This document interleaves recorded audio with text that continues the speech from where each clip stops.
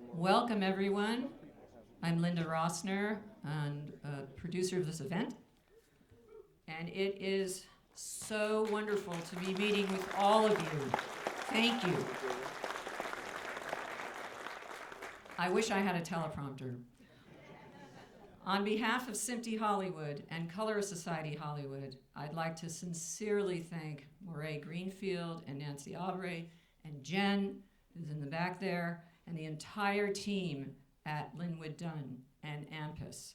You are all spectacular, the staff, the team, everybody. Thank you. To our incredible team,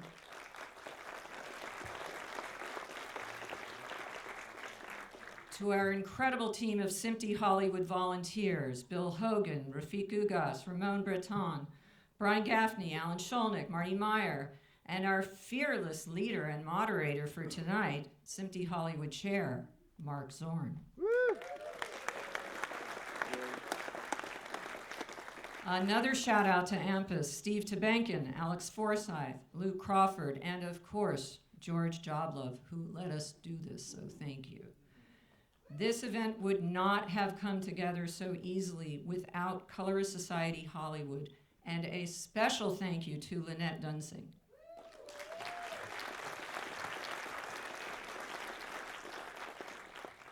Colorist Society Hollywood's mission is to support the creative visions of the filmmaker, education, mentoring, fellowship, and advocating for the craft of the finishing artist. Colorist Society also works with other professional organizations in the entertainment industry to sponsor events and pursue common goals, as is demonstrated here tonight with SMPTE Hollywood and AMPAS. And now, I pass the baton to tonight's moderator and SMPTE Hollywood's chair, Mark Zorn. Thank you.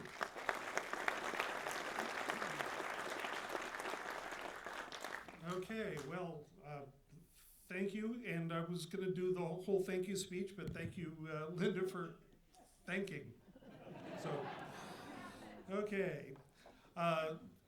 Good evening. My name is Mark Zorn. I'm the chair of SMPTE Hollywood, for the moment at least. We have a treat for everyone tonight. We're going to be talking about colorists and HDR and SDR and their process, and we'll talk about the different tools and different creative approaches to all of this, and it's going to be a lot of fun. And I'm personally looking forward to it because I'm fascinated by all of this. Before we get started, though, I need to put a plug in for SMPTE, of course.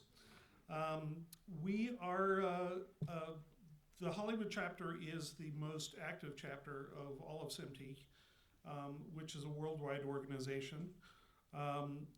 But we have run into a little bit of a dip in our membership since the pandemic and, of course, the strikes. And so we're still having our membership drive, if you want to think of it that way. So before we get too deep into this, do we have any students here tonight? A few. Okay, good. I want to appeal to the students in particular because your first year of SMPTE is free if you're a student. So if you want to join, it costs you nothing for the first year. And then it goes up after that, but at least it'll get you involved. Yeah, well, we got to eat too, you know. But we are also extending the incentive for those who are unemployed or underemployed. And if you are, we've been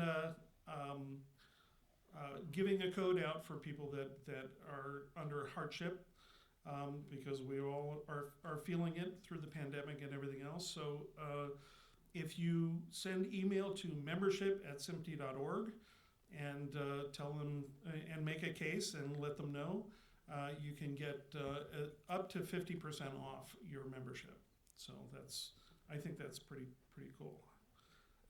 Coming up in October 16th through the 19th is our SMPTE annual technical conference that we've renamed the Media Technology Summit, as though we need another summit. Yeah, we always summits in every aspect. I don't get that, but the numbers are also a little bit down for probably the same reasons. So if you're planning to go to the conference and you haven't signed up yet, please sign up as soon as possible so that we can get our numbers back where we kind of hope that they will be. And back to the students, we are reserving one of those days as kind of a focus on the students. That'll be Wednesday the 18th, and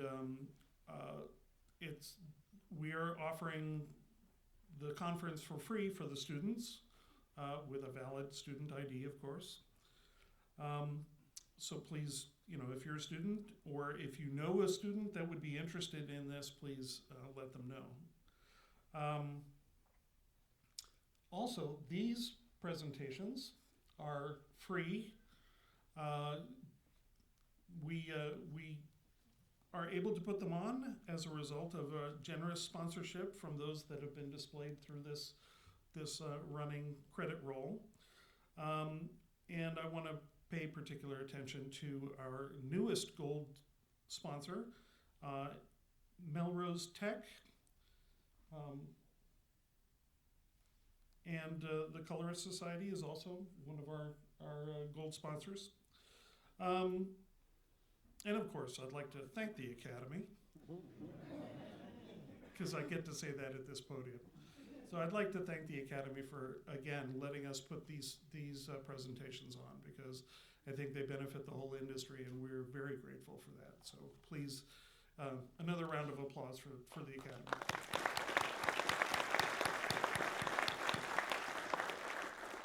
Okay, with that, we are honored to have our master colorists and technologists present this evening.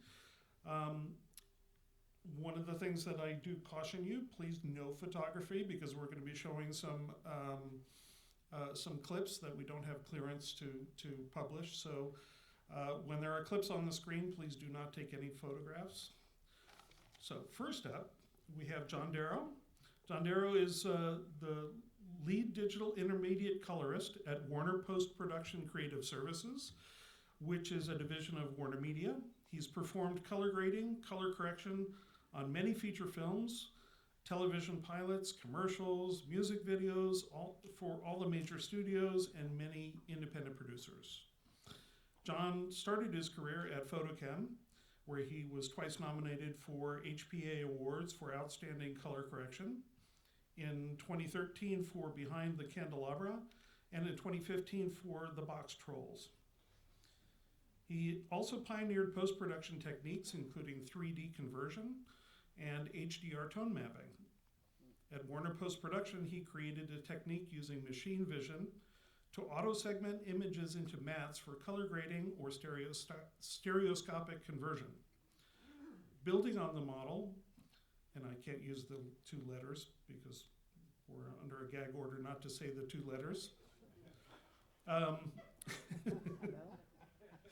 So building on the model, he subsequently invented Match Grader, a process where images are artistically color graded based on reference imagery. Please welcome John Darrow.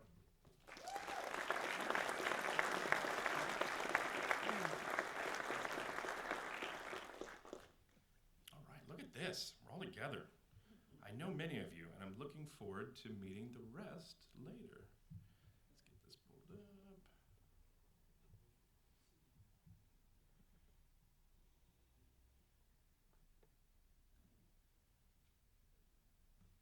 Okay, so thank you for that introduction, Mark. That was so awesome. It was weird to hear all of that back. It's like a this is your life kind of thing. Like I said, my name's John Darrow. I'm colorist over at Warner Brothers Post-Production Creative Services on the lot in Burbank there.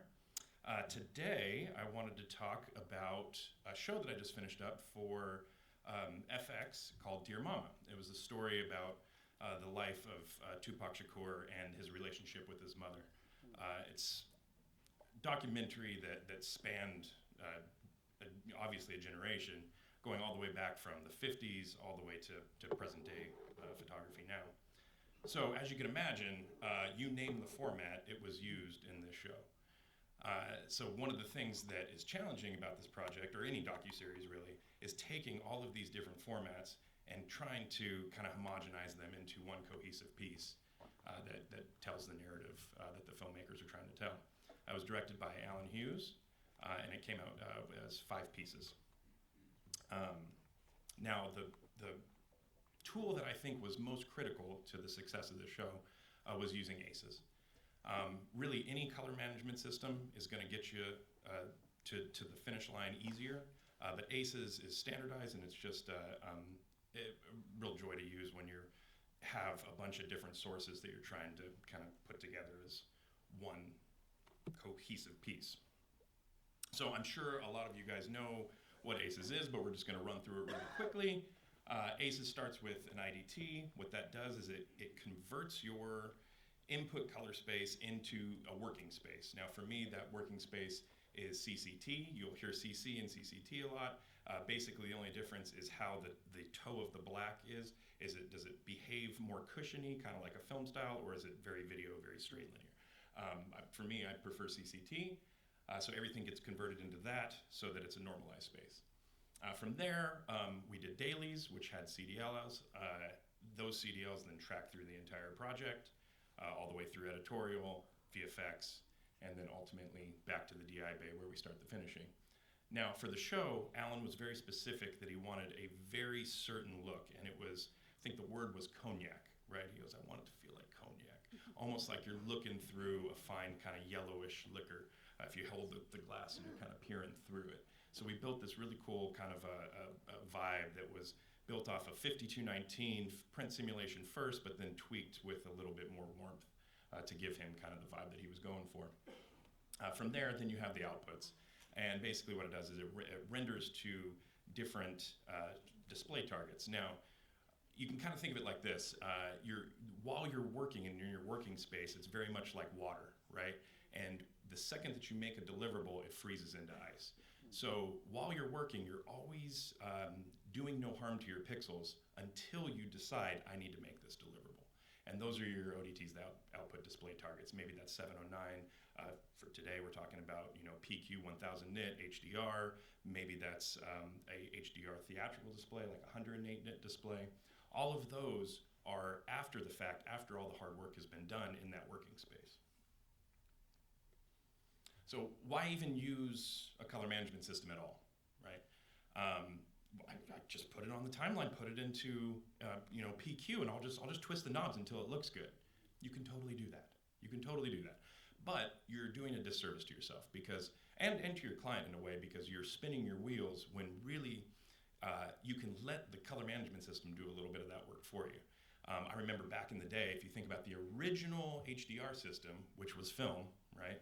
If you think about what a film negative captures, right? You were in the 12-stop range. Now the problem was the print. The print could only do 8 stops. So we always had to choose what were the best 8 stops that we wanted to show. So back in the day, you'd have a 10-bit scan. It would be logarithmic. You got your 12 stops of range. You'd be grading in that space. Now, a funny thing to think about the scan is the logarithmic file that it was giving you, it was still a linear sensor scanning it, so it's not so different than what we're doing today. But that linear sensor into a Cineon log scan, grade in that space, right? We would look through like a film simulation LUT, and that usually was tied to a lab. So in this situation, this color management was very specific to a facility. It was, this is the chemistry for tech, this is the chemistry for photochem, right? And each of the companies had their own version of that, right? Filmlight was a company that was going through and helping us model a lot of that at the time. So then, once you're done with you've made all your corrections, you would then film that back out and then print that. Well, okay, so now you have a print that would be distributed to the theaters. All right, that's great, but now we need a DVD or a video version of that.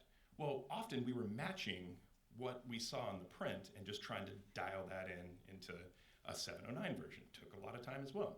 So that was the old way, right?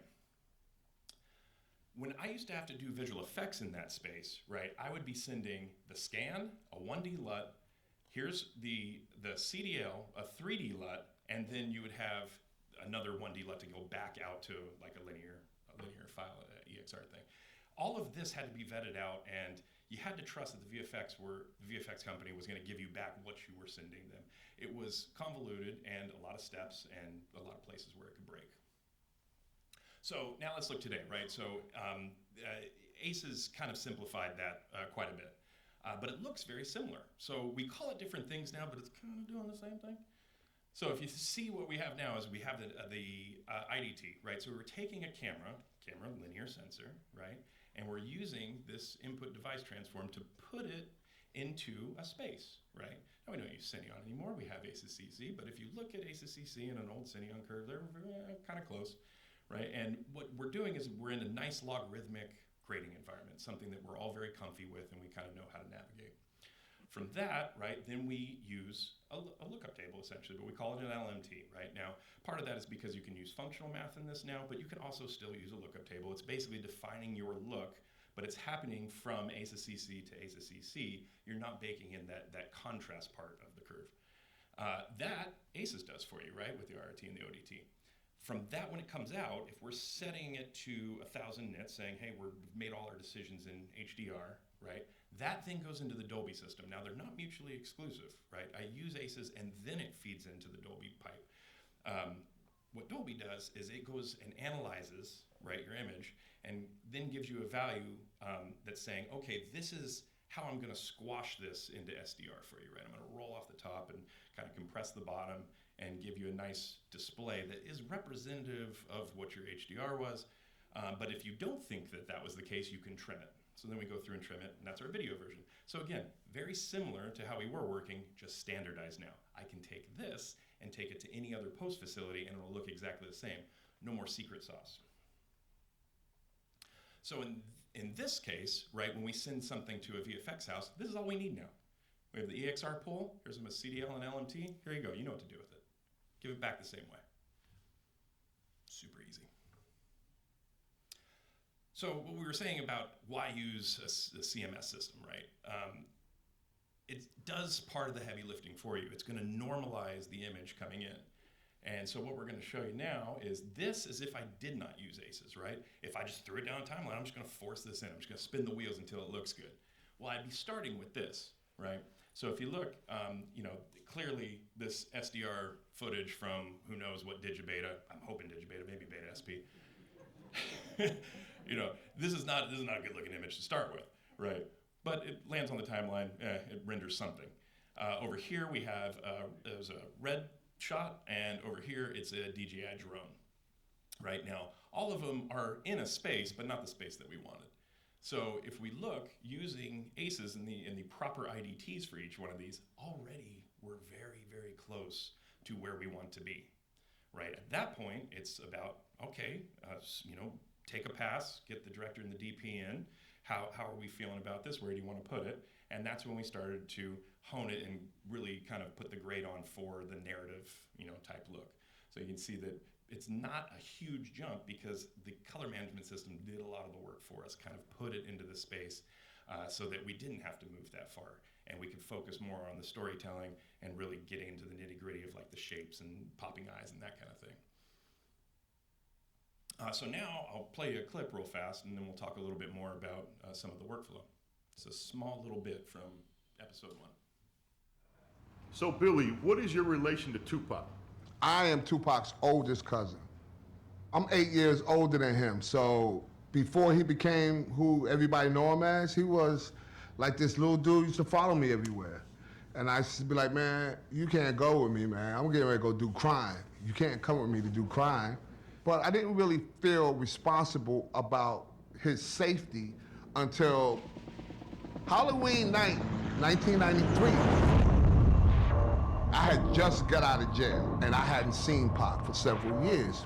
My family had a ticket for me to come to Atlanta. That's where he's performing a show. Great night. First thing I see, panties flying. But the night was too good to be true. Tupac ends up getting to a beef with the security guards about smoking this weed. So we cut the show short. Fuck you motherfuckers! Stop! And we left with 6 or 7 carloads full of people. Yo, be at such and such. Follow us to the room. We're getting ready to take a left into the hotel, but we can't because there's a black man arguing with 2 white men. He push him, he'll push him. It looked corny, but Pop still got out. At that very moment, one of the white guys hit the black dude in the jaw. And when Pac saw that, he freaked out. The black dude took off, started running. One of the white guys pulled his gun out on Pac and told him to run. And that's when Pac pulled up his shirt. This is thug life, I don't run nowhere. The dude took the gun and Crashed the car window out, and started running. right past me. So Tupac goes, I want my gun. Give him my gun. no. Nobody wanted to hand it to him. He goes around and get it himself. No. They like 40 feet away, and it's dark. And Tupac gets down on one knee. One knee. He aims. You're not gonna hit the 3 shots, just like a marksman. So graphics, Alexa, Red, SDR archive footage, you name it, it's in there. Having to navigate that, ACE is a huge part of that, right? Just bringing it all together. Okay, but we're not talking about ACEs right now. We're talking about HDR, right? How do we get HDR? How do we get SDR from it? And again, it's a big part of that, right? So there's certain things when you're working in HDR that you don't really ever have to deal with in SDR. Now, part of those fixes, right, are using old techniques, kind of going back to SDR and then going forward into HDR. So one of the things to watch out for, this is a show, Sea Beast, that I finished up for Netflix. Sony ImageWorks did the animation on it, and it was done during pandemic time. Now, the filmmakers come in and they see, we started HDR first, right? And we're gonna grade HDR, especially being for streaming for Netflix first, and then derive the SDR through Dolby. Well, the first time they come into the room, they said, that's not my movie. That's not my movie, what is that? What's going on? Did you already color this? I said, no, this is nothing on it. This is just HDR. It was the first time they had ever actually seen their data. The whole time that they were working through during COVID time, everything was sRGB, 2.2 gamma, never really saw what was hiding up there in those extreme highlights. So I said, okay, good. Let me think about this for a second. You guys come back tomorrow. Well, the first thing that I did was, okay, I need to roll off that top. They were saying there's too much detail up in that, that's not the skies that we were doing. So it's, okay, we can figure this out. So what I did was I developed a way of taking the SDR look, but placing it in an HDR container. Actually, there's a really good example out there Alex put together with the ACES 2.0. I don't know if you guys have seen that out there, but you have SDR and HDR on the same screen, but the SDR looks properly SDR. So it's basically doing the same thing. What we have here is we got ACES CCN. I immediately convert that to P3D65 2.6, right? So now I'm getting the roll-off from ACES, right? It's making that 2.6 version, right? I then take that and place it into PQ space. Now that it's sitting in there, it doesn't look particularly shiny or anything. It's just coming up to like 50, IRE on your scopes. It's not really HDR at that point, just 0 to 100 nits. But at least it has the rendering that the filmmakers were expecting. So then from there, I put it back into ACES-CC, so this is my normalized working space, and then I can stretch it out. But it has that same tonality that everyone's used to, that all these artists spent 3 years trying to nail. Now we have it perfectly as they intended it, and then stretched out to what we felt like was the right approach. Now, what's cool about this technique is that this is all happening in one layer. I have an opacity slider on that. So then we started to build a language. How much HDR do you want for this scene, right? So then we could slide it and say, okay, this is a 50% scene. This is a 50% scene. Some of them were like, oh, no, we're seeing too much in the skies, knock it all the way down and stretch it back out. After a while, they got kind of warmed up to it, and they said, oh, no, there was one scene that's very sparkly and has a lot of gold in it. Like, oh, let that go, 100% HDR, 100% HDR, looks so pretty. So essentially what that's doing, what that layer is doing, is taking and just compressing that top and bottom end, right? The meat and potatoes of that is still the same. The center of the curve is exactly what they intended, but we're just not seeing so much in there. So again, just because you have the range doesn't mean you need to use it, right? Juan actually had a great thing. He said it's a container, and that's a great way to think about it. You're just placing the data where you want it for the best aesthetic representation. It's all a choice. This is all subjective. So again, what's happening is you're squishing that in. I don't know, I'm sure you guys have heard of contrast referred to, oh, that's just flatter.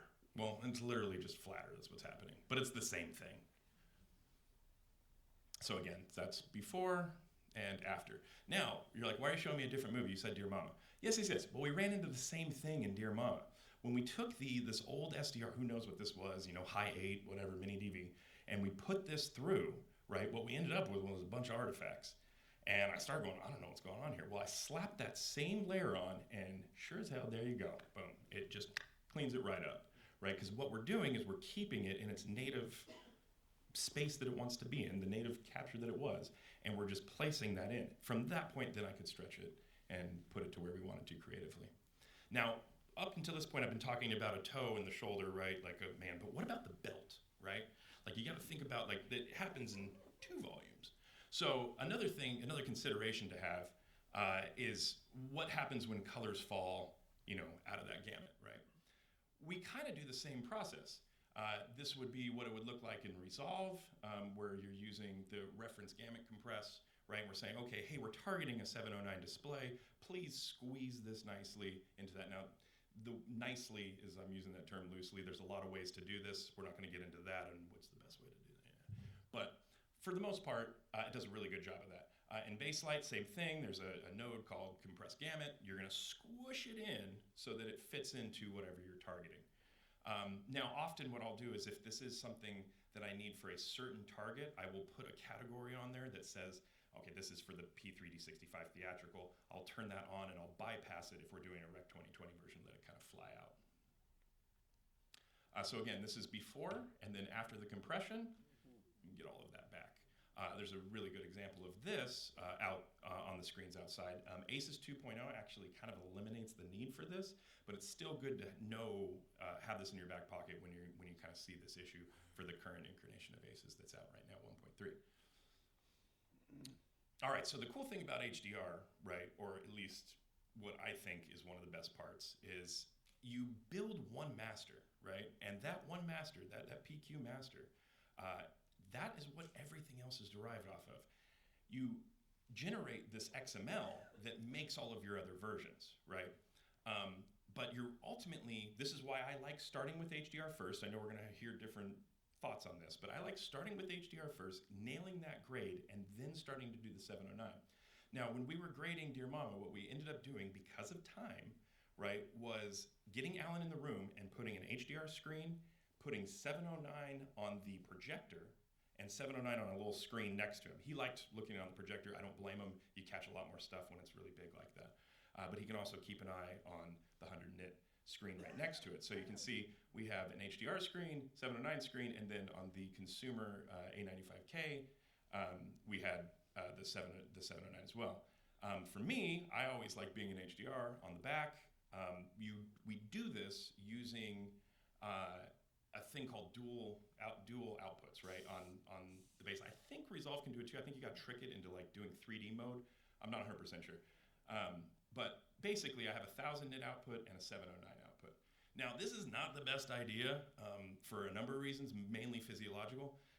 If you're looking at an HDR white point, your eye will actually iris down. So if you look at the 709, it looks flat. You're like, I want it to look like this, but it never will, So I tend to prefer to do them separate, especially with maybe walk outside and come back in, kind of a reset.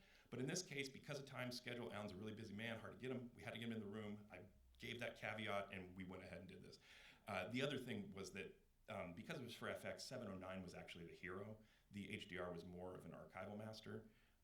So it's there. I want you to keep an eye on it, but really pay attention to the 709. So once we have that 709 that was going through the ACES transform, well, now we got to make a Dolby version of that. Well, Alan just signed off on the one that was going through ACES. How are we ever going to do that, right? Oh, well, we just match it, right? So we do the same thing, use the 2 color space outputs. One of them is the Dolby 709, and the other one was the already approved 709. So at that point, what we're doing is we're just taking the 2 outputs, and I just got to match them. Now, you can match them by eye, but the easiest way to do it is just match them on the scopes. Once you do that through the Dolby trim, you know that you have it perfect, and you can make that XML now. that is of the signed off 709. We would then send a reference QuickTime to Alan. He would approve it in his editorial location and sometimes give us some notes, but for the most part, that wrapped it up. So the other thing that I do is when I do the Dolby analysis, I know this is also kind of controversial, I do it by scene. So I will take a whole entire strip and just analyze the entire scene.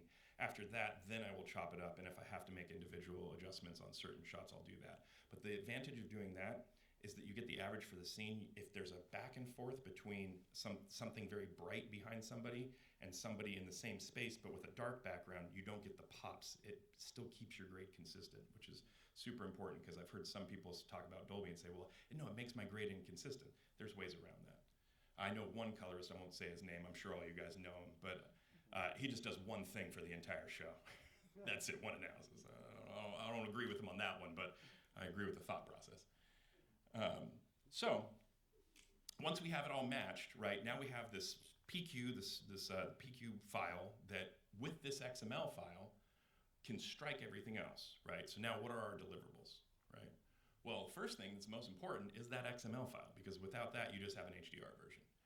The next thing that's most important is the PQ TIFFs, right? So using that PQ file and that XML, I can derive everything else. That clip that you just saw came from a P3D65 48-nit trim from that XML that was then at that point it's for theatrical, but it's not an XYZ, right? So then I just put a P3 to XYZ LUT on top of that, and that made our theatrical version, which debuted at the Toronto International Film Festival. That's also what you just saw right there. From there, we made, obviously, the deliverable, which was just Rec 709, BT 1886, ProRes QuickTime, right? That goes off, and that's probably what was the streaming master. So at that point, you can go on Hulu, hit go. I'm sure they convert it to something, some H.264 or something like that. I'm not 100% sure. That's downstream from me. And then the whole point of why we were dragging this HDR, grade for most of this time was for archival, right? So then what we did was we did a graded archival master, which was just EXRs in the full ACES primaries, right? With everything that we had done with the grain, everything put in there.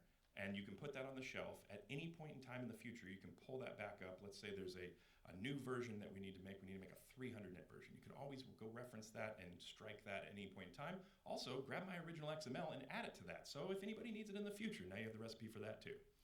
And finally, right, was the conform master, which is all of my grades pulled off. Oddly enough, they asked to keep the grain on there.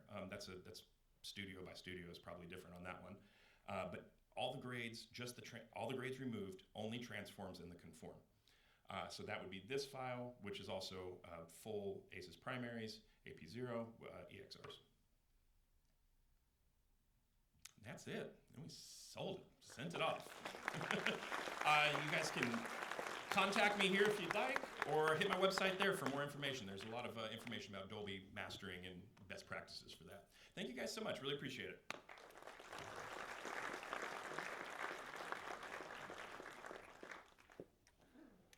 Don't worry, he's not going to get away. We'll talk to him a little bit later. So, okay, next up we have Lynette Dunsing. Lynette is a senior colorist at Instinctual Hollywood. She's also a Colorist Society International Fellow and a founding member of the Colorist Society Hollywood. She has worked with the HPA Young Entertainment Professionals as a mentor and as a member of the Association of Moving Image Archivists.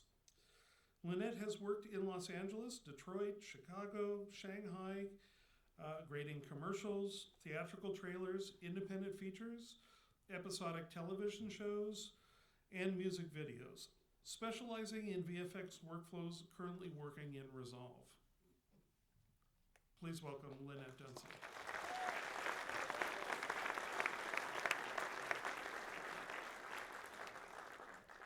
Thanks, Mark. I appreciate that. As a member of the Colorist Society Hollywood and Colorist Society International, I want to just say how grateful we are to have this collaboration.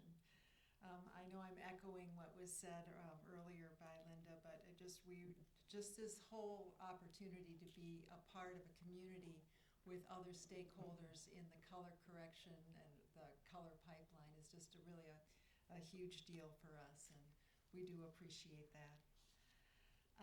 So I'm not going to get into individual LUTs and conversions, but probably talk a little bit more about the philosophy of why you do what you do and what puts you in a position to have to work in a certain workflow. And in the case of where I work, I don't always have the chance to choose the exact workflow of what I'm doing. That's designated to me by the production of the trailer that I'm going to do. So I'll tell you a little bit about myself and what we do. We're a trailer finishing facility in Hollywood. We do visual effects for feature films. What we end up having to do is to take assets that are given to us and to bring them all together to make a cohesive product. And we don't always have control of what that is. But I'm sorry, I'm going to be like Linda a little bit and wish I had a teleprompter, and bear with me, but I've got some fun trailers to show you nonetheless. So at Instinctual, we do the theatrical trailer finishing, and I oversee the color pipeline for the theatrical and social media delivery of Sony Pictures entertainment marketing projects. And all of these things that come through our facility are my responsibility to make sure that the color that is expected for the delivery is indeed happening. So the media that's provided to us through production, we implement the color science and the processing of that media and the integration of the graphics and the titles into those timelines.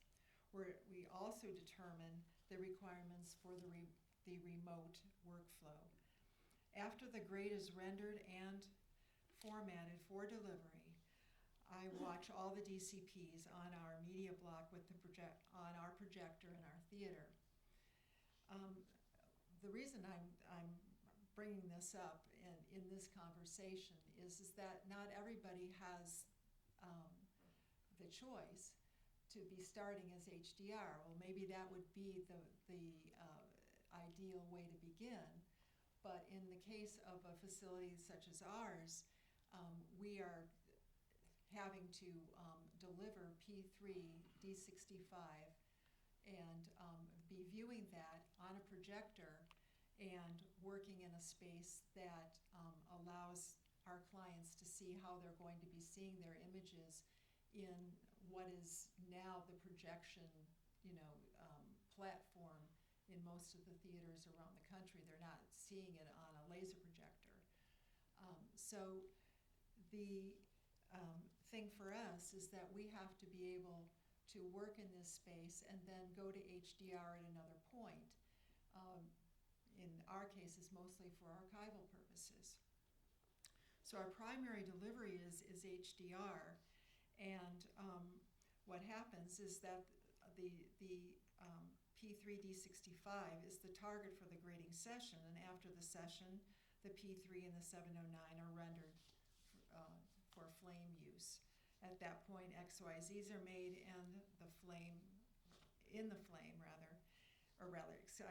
the XYZs are made in flame for DCP creation down the road. So the social media delivery, which is Rec 709, is different in different aspect ratios, is then formatted as well in flame.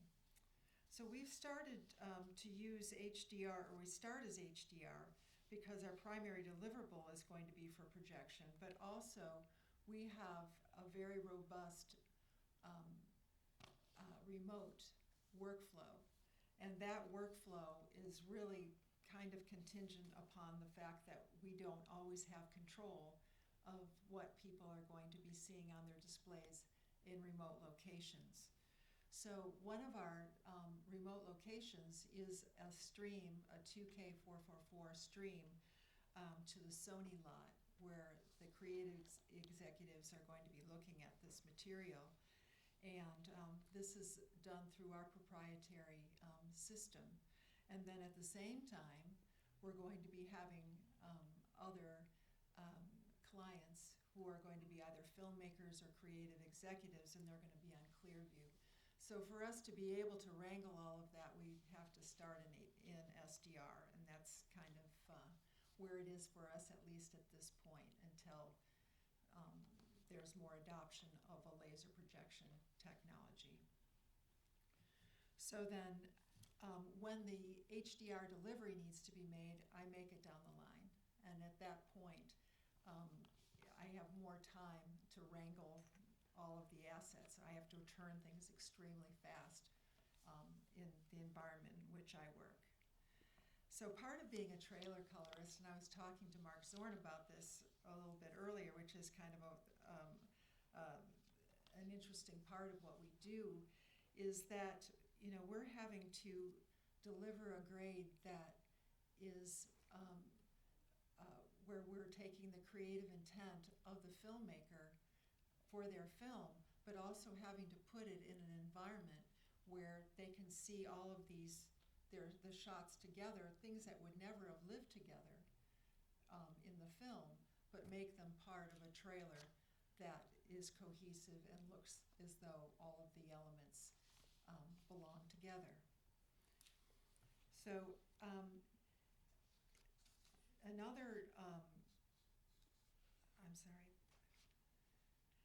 I think what I'm going to do before I start to get too long-winded into this and about the remote capability of our facility is that I want to show you a clip from Craven the Hunter.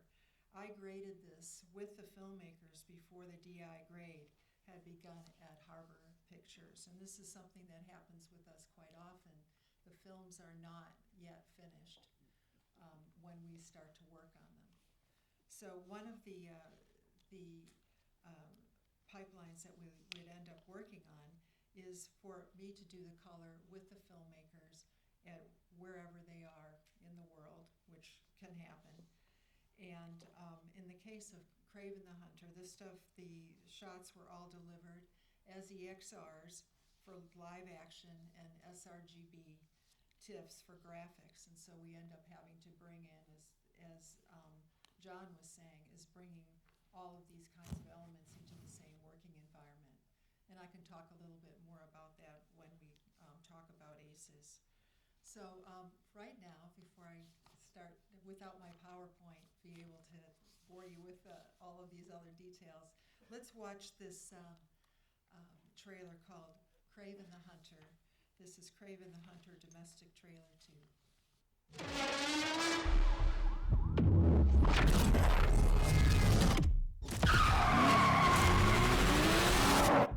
My son, they are prey.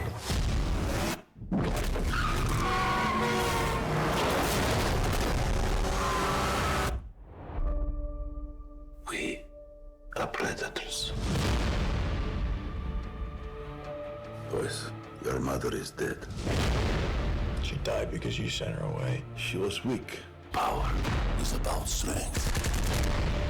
If you show weakness, you will give our enemies an opening. Shoot. Shoot.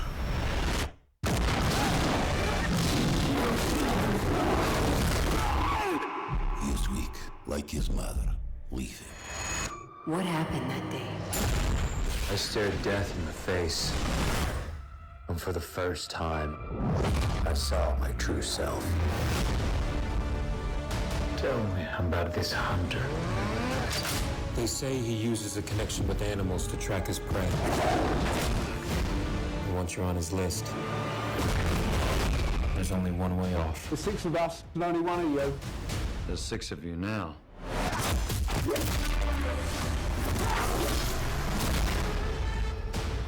Why do you hunt? My father puts evil into the world. I take it out. You are exactly like our father. Just another man hunting for a trophy. We're murderers. Isn't that what he taught us?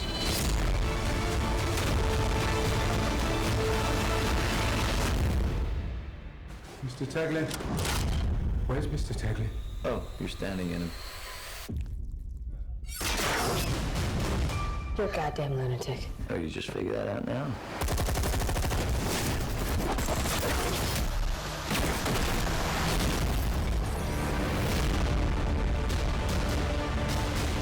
There is an animal in each one of us. Don't you want to know why they call me the Rhino?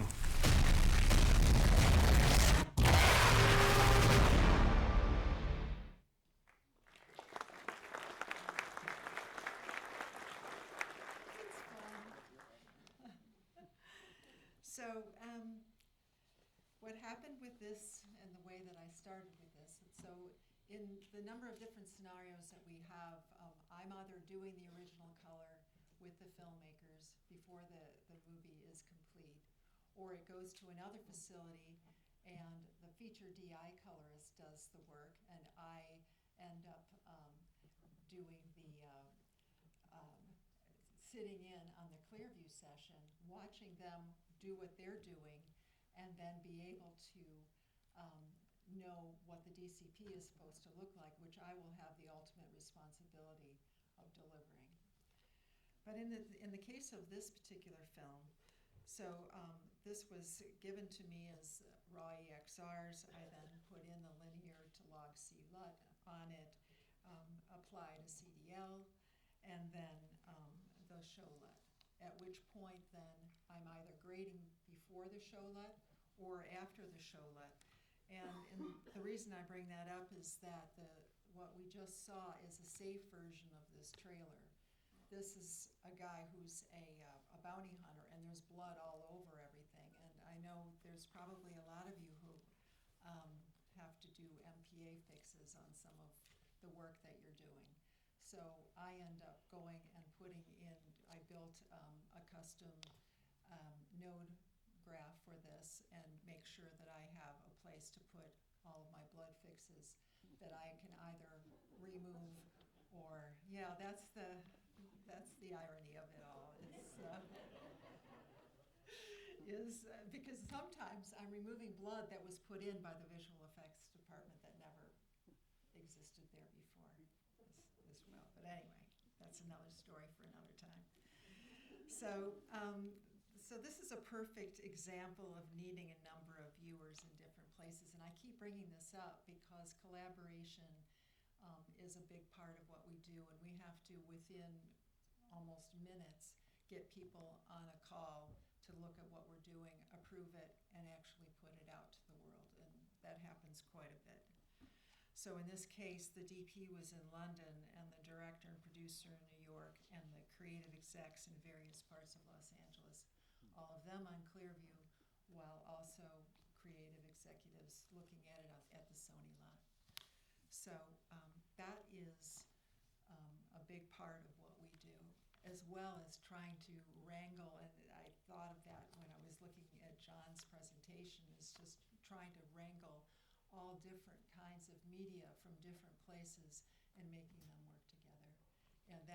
And it's a problem-solving thing. That's what we do as colorists, is we take things that we need to make look beautiful and put them all together, and sometimes that's a challenge. And it's a testament to a good colorist, I have to say, bringing all those things together and making them look great.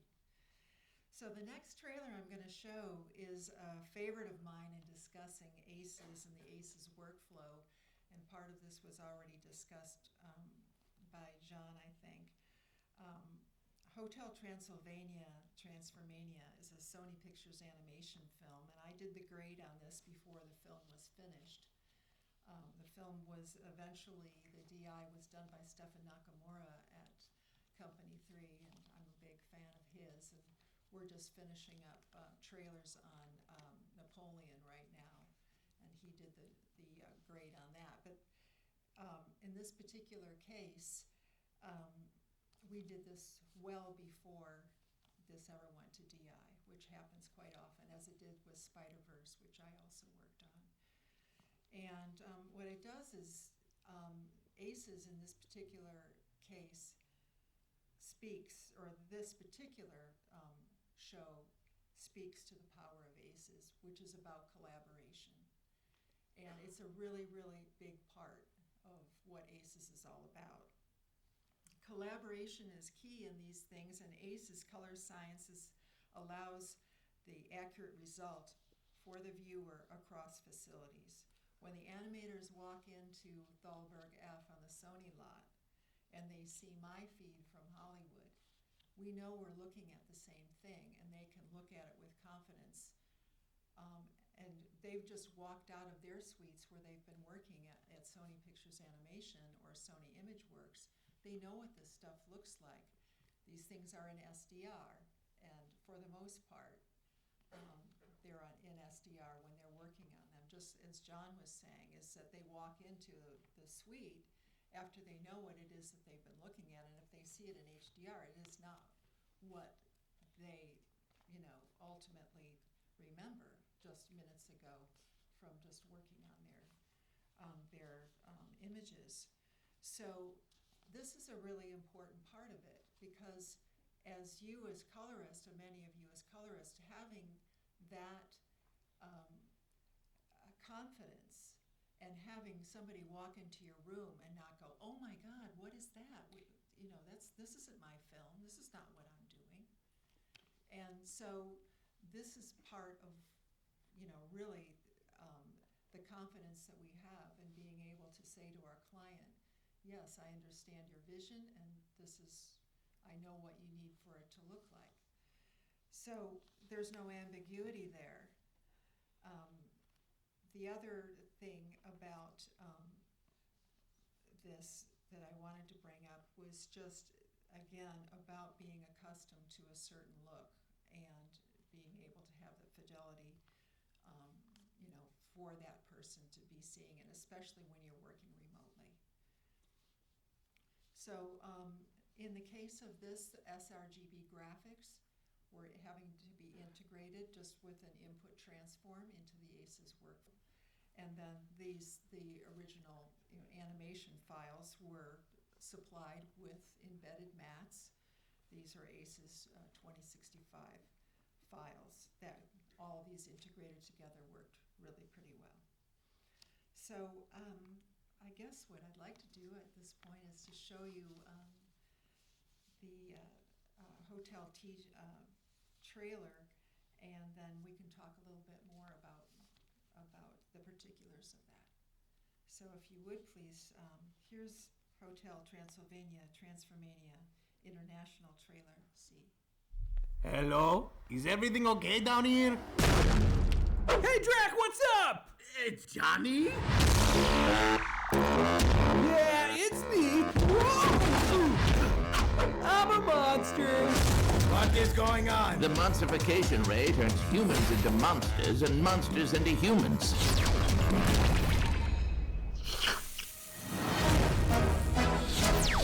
The nightmare! It's over! I'm human again!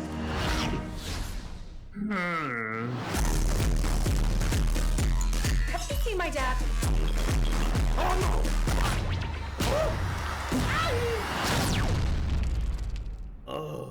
Drac?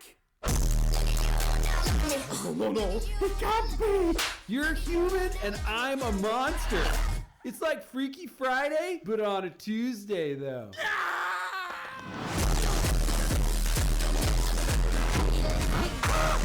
What's going on?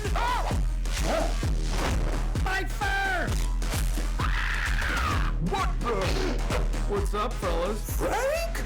Oh, I'm balding! Naked!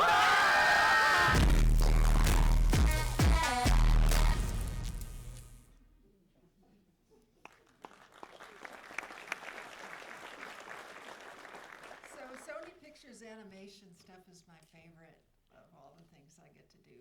It's super fun, and you work with animators who are really into what they're doing and so excited about what they're doing, and makes it fun for you.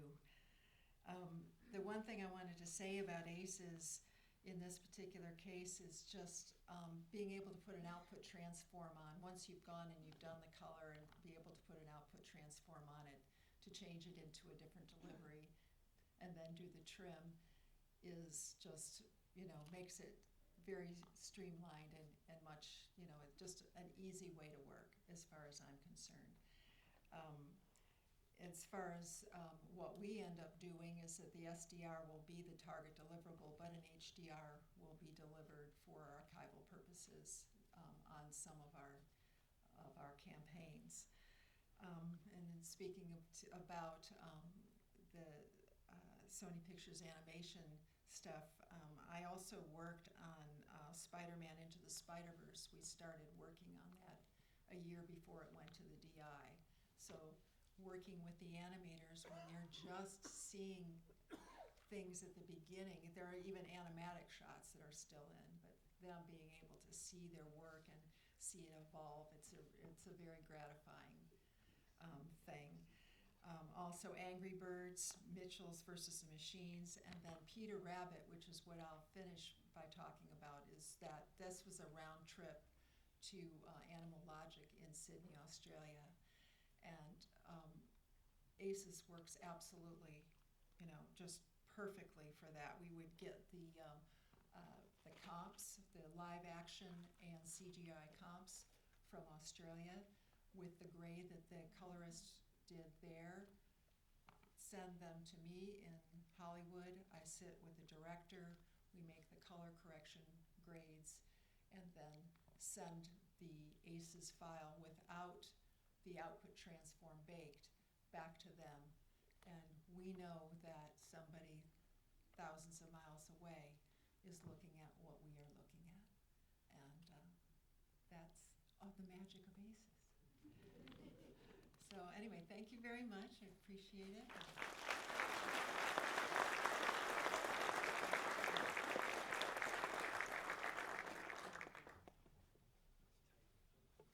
Thank you, Lynette. Okay, can barely see this now. All right. Next up, we have Juan Cabrera, founder and supervising colorist at Lightbenders. Juan's impressive portfolio includes blockbuster hits like Star Trek Into Darkness and Star Wars: The Force Awakens, which earned him 2 Lumiere Awards. In the realm of episodic work, Juan's expertise truly shines with acclaimed shows like Sony's Startup, Microsoft's Quantum Break, A24's Mo, and the highly regarded Paramount series The Alienist: Angel of Darkness. His exceptional work on The Alienist earned a Best Color nomination at the 2020 HPA Awards. In 2014, he founded Lightbenders, a Dolby Vision certified and MPAA security compliant boutique. Sorry, I'm a security guy. So. It's very cringe to listen to all that. Oh. You can just say Juan Cabrera and I go. Let's do it. Okay. Almost done. Okay, so in 2021, Juan's legacy was solidified as the first Spanish colorist to join the prestigious ASC as an associate member, continuing to leave an indelible mark on the world of filmmaking. Please welcome Juan Cabrera.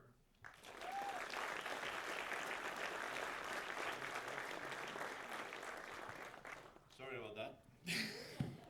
That's what happens when you hire a marketing person to write your bio because you don't know what to write. And it's like, anyway, thank you for coming to this event.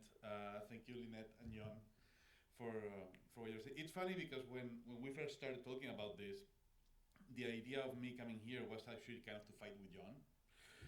But the more I listened to his presentation, it's like, no, you do not working the way I work. So it's gonna be fun.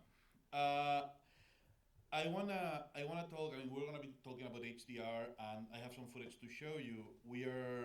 Sadly, this projector is not gonna be is not HDR. I got the footage to run on some of the screens outside, so we can talk about it because it's very distinct scenarios on how to use HDR with different intensities. As John mentioned, for me HDR is a container. There's a lot of back and forth and worry when you're about to get into HDR about how the picture is going to change. And using this wonderful podium, if this is 1,000 nits and your image is here, dark, it doesn't have to reach the top. You know what I mean? So we're going to talk about all of that. And I'm very proud that SDR is darker than HDR. My daughter liked it. Anyway, so I have my own company, Light Vendors. When I first came to the US from Europe, I'm originally from Spain. I don't like soccer. I don't dance flamenco either. I do sing sometimes. Anyway, I was working on. I was very, very, very lucky to be able to work with very big studios right out of the bat because it was the golden moment of 3D movies, and that was one of my specialties, and with the tool that I used. So that gave me the chance to work with Star Trek Into Darkness, Star Wars, Transformers, Prometheus, all kinds of things. And that really opened me the door to a lot of the high-profile processes and dealing with a lot of others, like the big color facilities from a different point of view because I was working at that time at Bad Robot or at Paramount. So it allowed me to see the workflow from a different point of view and to decide to open up my own shop. I've been doing post-production for a long time. Kind of jumped into color grading after starting my career as visual effects artist and animator, which kind of gives me a unique technical approach to it sometimes, where I have no problem getting down and dirty with transformations, doing pre-comps on sessions and stuff like that. And yeah, we did our first HDR way before there was like Dolby Vision certification or anything like that, and it was pretty much an archival master, it was for a show called Startup. And that HDR really didn't air at the time. And it was all about trying to find what things are working, what things are not. And in that particular case, because we started from the SDR, I feel like that also defined, I found that starting from the SDR and having a really solid SDR look made it easier to go into the HDR. And we're gonna talk about all of that a little bit later, specifically with all examples. HDR is here and is here to stay. Currently, around 50% of our TV shows and 25% of features are finished in HDR, but it's not everything that is out there. There's still a lot of people who are still doing SDR and people who are used to see SDR. That's why this whole conversation. The three shows that I'm gonna show you, they don't have audio, so I can talk over them. It's gonna be one of those trust me bro situations when I'm telling you that you see this highlight, it's brighter than that one because it's SDR, all right? But when we go outside, if they had it rolling, I'm happy to be with you and point those things out to you. I will do here, I don't expect you to remember. But I picked these three shows because I think they are three completely different concepts.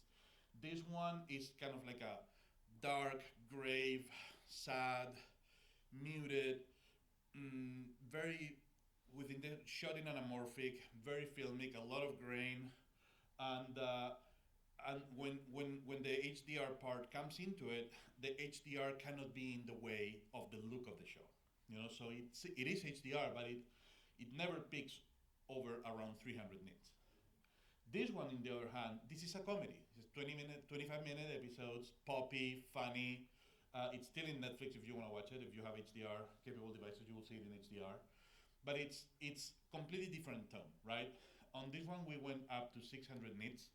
And this is all kind of measures that we put ourselves. I mean, it's not like we were doing like a strain master for anything that the studio said.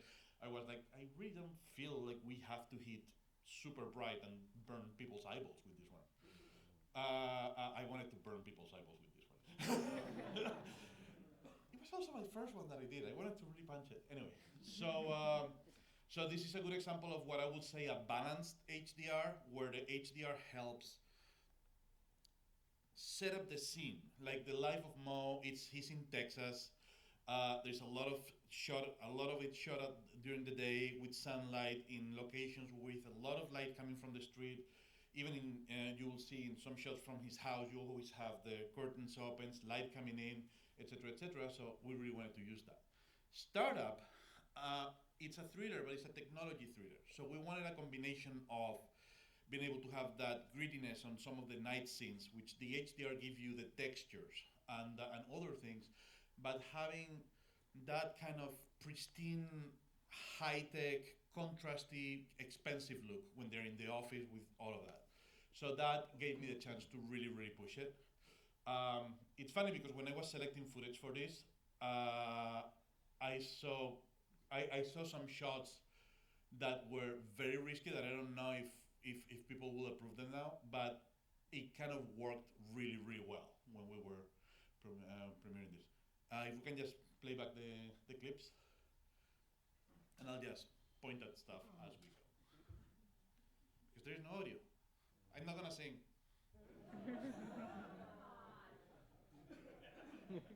Some other day, maybe. All right, let the right one in. I mean, it's a show about a kid, vampire. This poor guy is trying to help her daughter survive, so he's not happy. You can see their house is always very dark. There's some lights here and there, so we use them as like sources of the highest point on the scene to create depth and whatnot. But most of the scene, you see the SDR version and the HDR version, and 90%, if not 95% of the frame is the same. This is a lab where they're experimenting with these poor guys over here to try to find a cure, and again has that technology side with the lights. Even the set design kind of dictates that light, contrast, dark, etc., etc. So you can see, it's like a very specific look to it. In the fair, it was a little bit like that. We wanted it to feel like a nice night. I mean, they're in the fair, lights, colors, and whatnot, but it cannot distract from the situation that they're in. I mean, we didn't want to make all of them this super poppy. One of the most saturated moments in the episode probably is this scene, especially because it's like a birthday party and we wanted this reveal of the candles and whatnot. We went to town on the saturation on those candles, but they're still at 300 nits. They're still not brighter than that because I didn't want it to always have people blinded to that. Mo, you can see completely different thing. Bright, it's Houston, Texas. Sorry, Texas. We had skies. We had a lot of very good skies that we were able to pull a lot of detail from and embrace it, and some others were a little bit blown out and non-recoverable, so we had to deal with that. In those cases, we didn't bring it too much. Here's the light that I was telling you before, like this rim of light on the mom's back, and the light coming through the curtains and stuff like that. That really comes to life in HDR. But we're still bright inside of the house. We had some beauty shots like this. Not many. We had a few. I mean, most of it is on them. I want to call your attention to this butt crack. All of this is kind of blown out on purpose. There is information. It's not completely out, but even in HDR, it's quite up. So we can have that blast of light coming from the outside into the shop, but still keep the faces in the right place, being able to see the depth of the shop and the details. This guy cracks me up, so funny. And another nice sunset. This, for example, is the same show, but this is a flashback. It's a flashback when they were leaving Iraq. And it's that way, has the cooler tones and whatnot, but still within the world. Startup. This graphic in HDR, it's freaking the Matrix. I love it. Nights. One thing that nobody tells you when you're doing HDR the first time is that what you gain is texture. When you are outside and look at this, look at all this, the ground that is wet, all the puddles, all the water, all the stuff, all the shiny. It gives you so much texture. It creates depth. This car is coming to like a ghetto, like a bad neighborhood. But now he has money, and I wanted this. You know these annoying lights that cars have sometimes that are blinding. That's exactly what I wanted. Those lights are 1,000 nits, and that's the purpose for that. I mean, he's coming into this kind of darker part of the neighborhood, and I wanted that to be a blinding experience. Same from this, you know, same for this. Sorry, this is their main office, so the lights on the top, some of the highlights on the background creates that depth, and those layers is also very, very, very bright. They have a technology company, they have money, and now the government is coming to shut them down. Ooh. She's bad.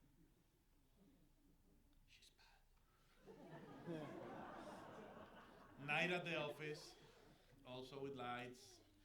This DP I've worked, this is probably the DP that I've worked the most with. We trust each other with all our hearts. I mean, we're very, very, very good friends. And we communicate a lot before the shoots. He loved to have practical lights in shots, and I love that. And in this that becomes muddy here in SDR, that really, really shines back when you're in HDR. You get that extra separation, and you're really able to absorb much, much more, right? So yeah, check it out outside. Hopefully it will be on, I don't know. I have to render it here in the room to the right specs to get it there, so I hope it works. Coloring SDR before HDR. John has said a lot of the things that I was about to say here, and it's the truth, the day to day. You know, like sometimes you get as exciting as HDR can be. You get a director in the room, you get somebody in the room that doesn't like what he's seeing because he has been looking at that in SDR for the longest time. And all of the time he's looking at something that is completely different, maybe better, but at that point he's not in the right mental state, right? So monitoring accurately in HDR outside the color suite can be very, very challenging. It's not challenging when you're working on large projects. If you're working on multi-$80, $200 million projects, everybody has a great HDR monitor, hopefully. But when you're working on other projects that don't have that budget, or you're in a rush, or somebody's traveling, you have to make do with what you have. And people is much more used to extrapolate on their minds when they're looking at SDR that they have been worked with for years and years than HDR. Which is pretty much, when it comes with interaction with the client, it's very important. Doing the SDR trims after having a bright HDR master can feel like a loss. And I saw a lot of that at the beginning on HDR. I was looking at a lot of shows that you look at them in SDR and it looks like they are a little bit blown out. And this is because what John was saying before, that sometimes he doesn't like to do HDR and SDR together, and sometimes he sends people out of the room. That's exactly what you should do. Because you cannot, once your eyes, color is subjective, once your eyes has seen that white is here, you can't convince your brain that white is here. You can't. It's gonna look great. And what you're usually gonna be doing is overcompensating for it. And it can really damage the picture because SDR will never look like the HDR. So you're working on this gorgeous footage for so much time, and but that's really for archival master, and what you're gonna be looking at is the SDR, and you just leave trims on it. Not fair. Spend your time on a very good SDR match. Well, at least this is what I do. I mean, after today's conference, probably will convince everybody. But I think it's worth working on a really good SDR master, making sure, we'll see the pitfalls later, that everything works, and testing your pipeline to make sure that going to HDR is going to work. It's going to give you much more flexibility, in my humble immigrant opinion. So. SDR is easier to monitor, easier to review. People are used to the format. We have talked about that. It allows to confidently take more creative risks without fear. That crazy LUT that you want to try, even though like doing super complicated LUTs, it can go against you. But like doing a very specific, or mixing things, or using different workflows, combine ACES with a LUT for whatever reason, that if your workflow and the pipeline allows you. Doing those things in HDR can be much more scary because everything becomes farther apart quicker in HDR. I mean, if you want to see how badly can work out HDR if you don't handle it properly, just add grain to an HDR image. When it gets to the highlights, I mean, the distance between grain is insane and it's unwatchable. You have to really take into account how HDR is a super logarithmic curve. Every selection that you do, it will show worst in HDR. If you apply your grain badly, it will show worst. So be careful with that. If you are within a safe area in SDR, you can control those parameters better when you go to HDR. I'm kind of getting ahead of myself on the next slide, but that's one of the reasons why I very, very rarely work from a render when I'm working on my SDR to HDR, because I want to always have access to the color grading that I did on SDR and being able to tweak things that maybe they worked in SDR, but when I put them in HDR, I see differences that I didn't see before, and I would rather fix it at the source rather than try to patch it, right? Of course, your system has to be able to allow you to do that. Solid reference, going from good SDR grade, we've talked about all of this. Next one. All right, best practices. Talk with the cinematographer before the shoot if possible. This is as simple as saying, please don't clip the signal. Just don't cut these things. But also talk about things conceptually. Like for example, there are a lot of things that DPs do, and they're used to it, and also to hide the fact that maybe they don't have enough lights to put outside or enough set design or whatever, and they just blow out the window because, I mean, nobody's gonna be looking outside. Well, in HDR you can. So if he's gonna be blowing windows, just have that conversation. I mean, you are gonna have to be dealing with some of those blown out windows and stuff like that, and there are ways to go around it, but maybe talk about the possibility of it. How about we try to have information, even if it's a little, it doesn't have to be like you have the whole outside world out there, but maybe some texture, maybe a curtain, maybe something to create something. It will help having a texture in the background. Test your entire workflow as early as possible. Everything, every part of it, every crazy idea that you had, from the beginning to the end. Test it and test it throughout HDR, and if you can, through Dolby Vision, because that way you will minimize the surprises. Never clip your signals on SDR. Now, of course, when we're working on, if we're working in HDR coming from an SDR master, we're working with a signal that is already something like this. This I should have zoomed in, I'm sorry, so you could see it better, but this has a slight slope. It's not clipping, it's not cut flat, right? If it's cut flat, that information you're never gonna recover, unless if you have it, you go back to your grade. If you have that information, you can deal with this area. We go back to the example of the podium. Maybe your scene is super bright, but maybe most of your scene is mostly up to here. Then the stuff that is gonna go in your HDR side is gonna be the highlights. It might be just a highlight selection with a little bit of finesse, so it doesn't look too bad. And one preset will not work for everything. You might have to work with different ones, but it helps when you have information in that area and be able to control the top of your image. Within this workflow, you can use whatever workflow you want. I mean, you like LUTs, go crazy. You want to work with ACEs, or it's better for your workflow, go for it. Want to use some plugins, whatever. As long as you know what you're doing, and as long as you are not damaging the signal, yeah, knowing what you're doing is important. I mean, you cannot just start throwing things at it and then start having blotches and stuff. It's like, oh, this sucks. No, you suck. But the reason why I'm putting this here is because a lot of people are trying to find why their footage don't look great and what kind of formula or magic dust do we have as the top colorists that everything looks amazing. And using another matrix thing, there is no spoon, there's no trick. It's just try things and trying to understand your workflow, break it down, or destroy it and deconstruct it so you understand what's failing and how. But you really, as long as you deliver a master that is within spec, that passes QC and has what your client asks you, you are delivering a good master. Be extra careful with your selection and ingraining. We have talked about this. Compare your Dolby Vision SDR with your original SDR grade. This is an important part, and I talk a little bit more about metadata on the next slide.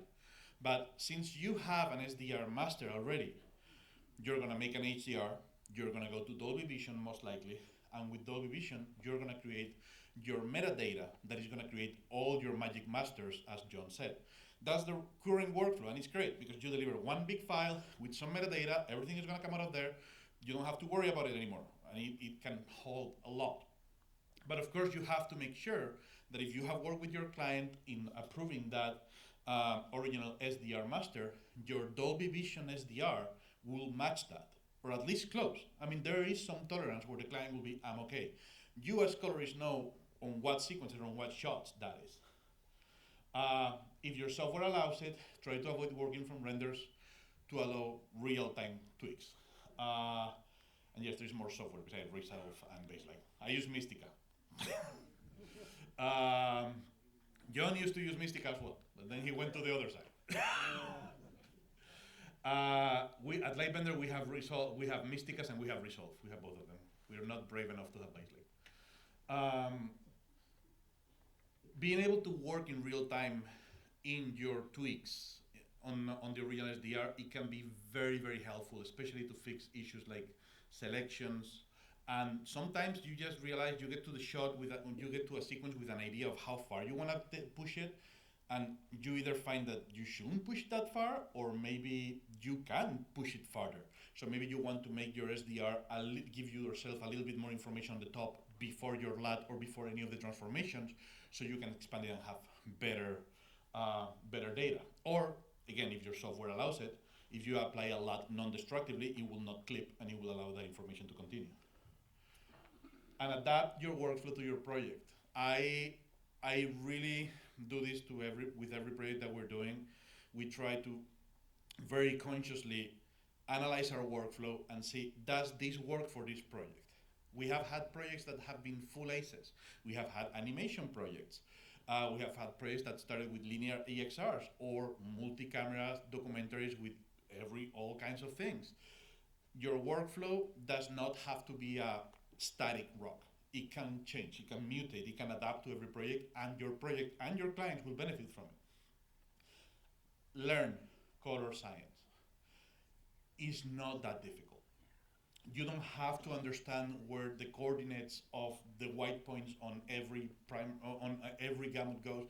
You don't have to learn every detail, but you have to be very comfortable understanding that you have a master that has one gamut, one transformation group, you have one gamma, or it's a PQ or not. How to transform between them and transform non-destructively is going to open you a world of possibilities, of tweaking things, of mixing things, of changing things. So take the time to learn color science because it is worth it. Dolby Vision, similar to what John said, which surprised me a lot, and I love that you're doing sequences as well. I don't do shot by shot. In theory, what Dolby suggests that you're supposed to do is that the analysis should be shot by shot, tweaks should be shot by shot, etc. But you find some of the issues that John has said. That if you have a shot, I'm working on a project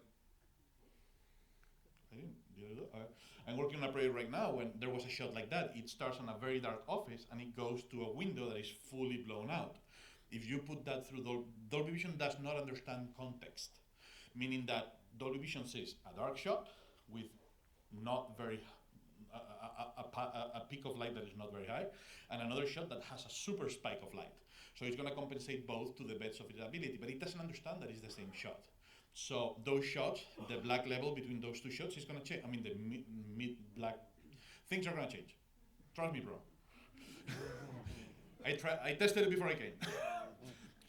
It's going to change. So when you're analyzing your whole sequence, instead of going shot by shot, you gain coherency within the sequence. I mean, a sequence might be brighter than another, but it's going to be coherent within itself. So when you apply the metadata, everything is going to shift together. After you're done with that, making all the tweaks on the metadata that you want to do that will work because you're doing it coherently on the sequence, then you can just put all that metadata into all the different shots and do it the way you have to export the Dolby metadata.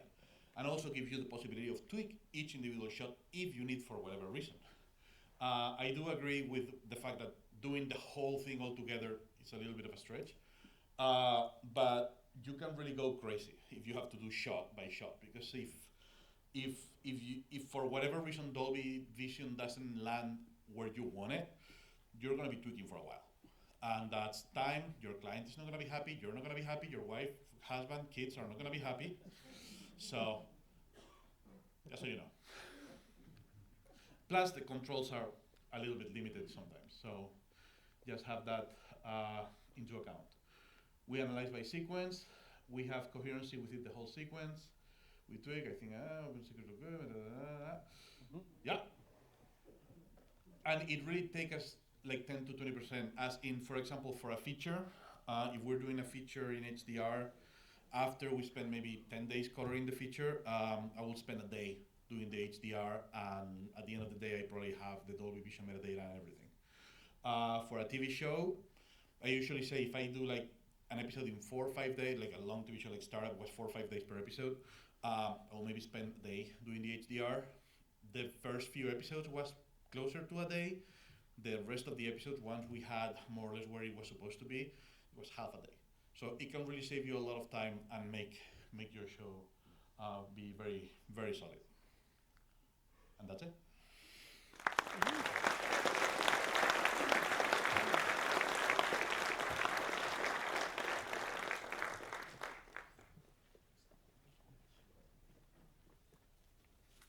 Don't worry, we're not going to let him get away either. Trust me, bro. All right. Thank you for all of the speakers we've had thus far. How are you guys doing? Do you need a bio break before we go to the discussion? Yes, no? All right. Okay, well, let's move on then. Okay. Where did Amy go? Okay. So, next up, we're going to bring Annie Chang up to talk about ACES and stuff. Do you want me to go through your bio first? Annie Chang is VP of Creative Technologies at Universal Pictures. Prior to Universal, Annie was VP Technology for Marvel and has held various roles at the Walt Disney Studios for more than a decade. Annie is the ACES chair and served as the chair for AMPAS SciTech Council until this year. Annie has been co-chair of the 101 Essence Technology and chair of Interoperable Mastering Format working group at SMPTE. Yeah? Yeah, let's hear it for IMF. Yeah. Annie has been recognized by HPA's League of Honors, The Catalyst, and won TV News Check Women in Technology Futurist Award. I had to make sure to punctuate check. In 2020, The Hollywood Reporter named Annie as one of their top Hollywood innovators. Please welcome Annie Chang.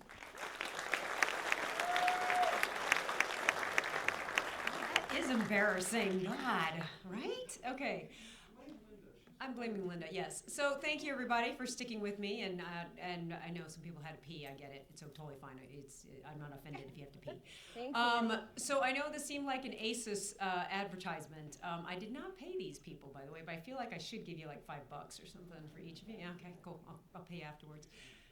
No, I'll pay you too there, Juan, because that's good. But oh, wow, that's interesting. Wait, what? What's going on? Interesting. All right. So I know there was a lot of talk about ACES, and actually when we did the pre-planning for the panel, because of the thank you to all the colorists there talking about ACES, we thought, well, just in case people didn't know what ACES was, we should actually do a quick primer. So I promise I won't be here very long. We're just going to cut through like 2 slides, and then we'll be able to, I think, jump over to the panel discussion, which would be more interesting. But just in case you didn't know what ACES was, we wanted to kind of talk a little bit, just 4 different questions. First 2 are, what is ACES and why is ACES so popular? So first off, ACES is a color management framework. It includes 8 SMPTE standards. Since it's a SMPTE event, we should actually highlight that.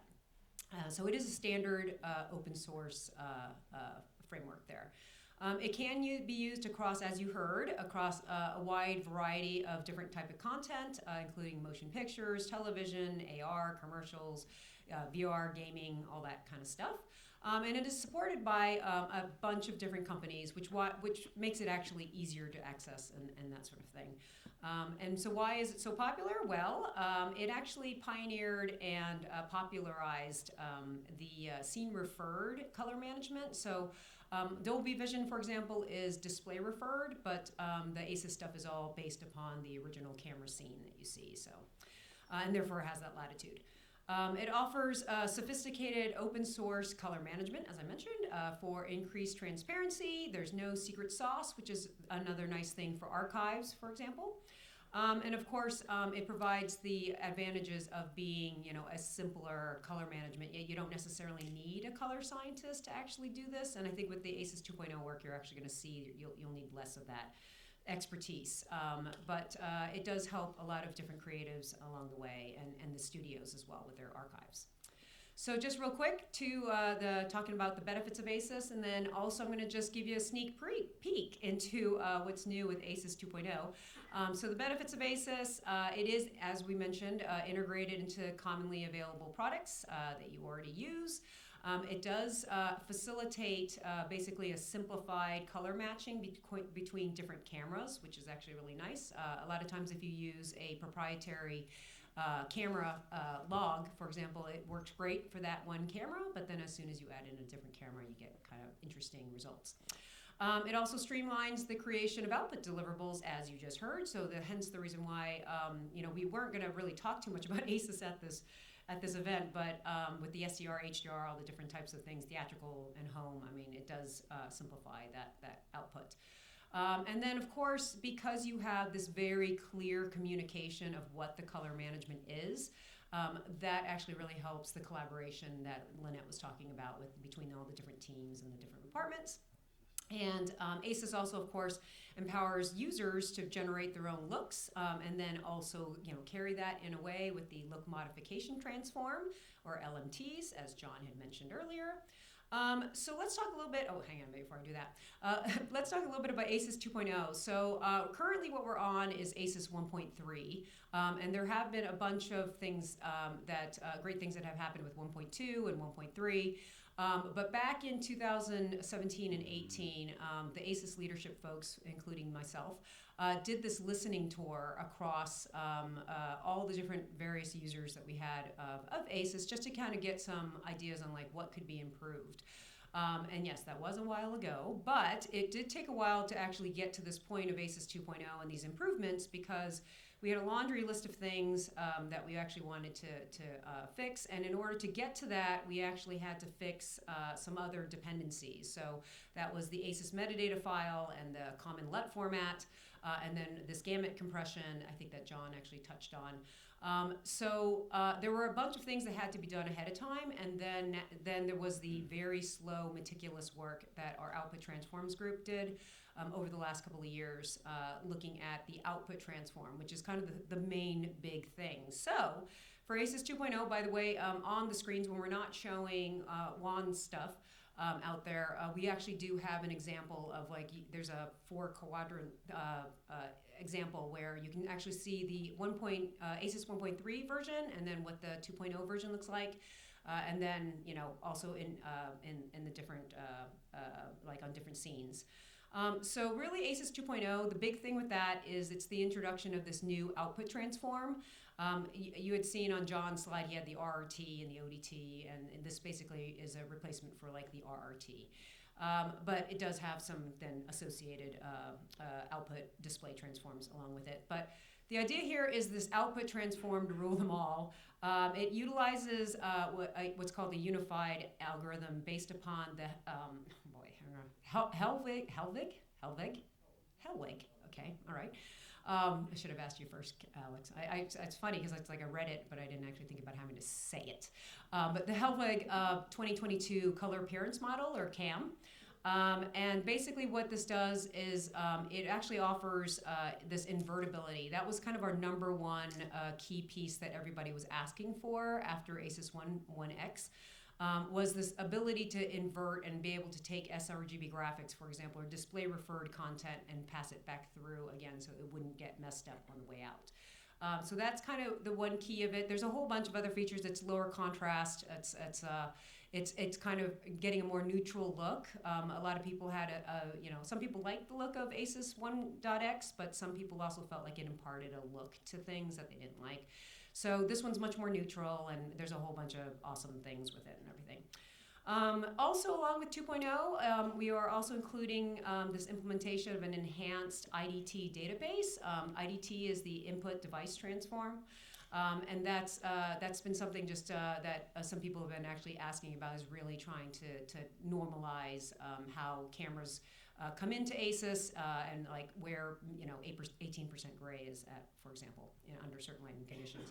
And then there's also, I think thanks to Chris Clark and a few other folks, a revision of the AMF, which is the ACES metadata format.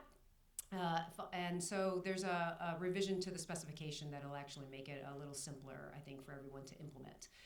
And then basically, one thing I wanted to throw out there for you colorists out there is that one of the concepts that we did have is to actually have like a database or a kind of a library of LMTs, these look modification transforms. If that is interesting to you, please come and talk to Alex or I and just or Steve Tabenkin here. And let us know if you're interested in that, because we are thinking that that might be kind of a nice thing to be able to provide, because you've seen probably, like, I think Sony had some Josh Pines LUTs out there. And we thought, oh, this might be kind of nice to have some, various looks, and then people can kind of use your look for their content. So that is it. If you want to know more about ACES or you have questions, we have this awesome forum called acescentral.com. It's free. You can just sign up. You can actually look through all the different posts. There's wonderful people on there that actually, not me, but wonderful people that are smart and can actually help if you have questions on there.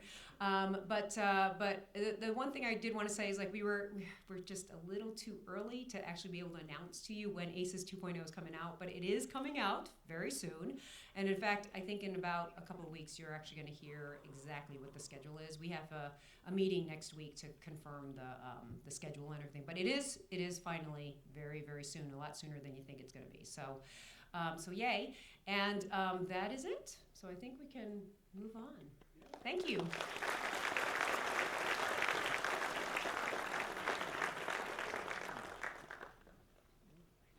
So at this point, I'm going to call up our previous speakers to take a chair.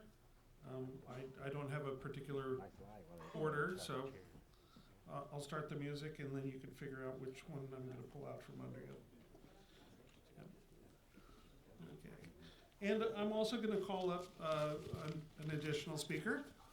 You can, either way.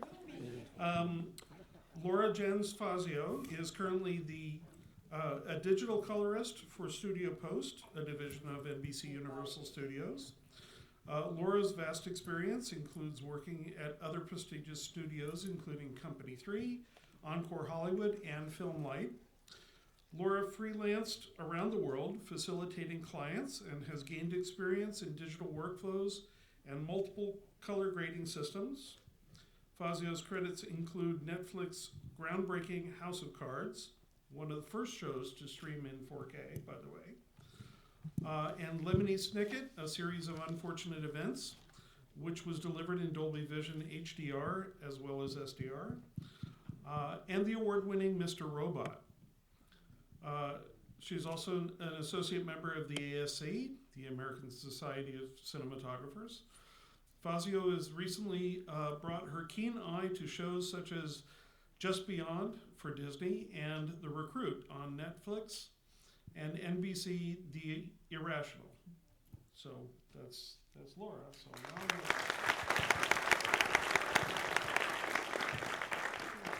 now okay. So lots of great presentations. Thank you for all of that. And boy, where to start? There's so much that we talked about. I think I want to build on some of the ACES stuff, since that was the last kind of big thing that we talked about.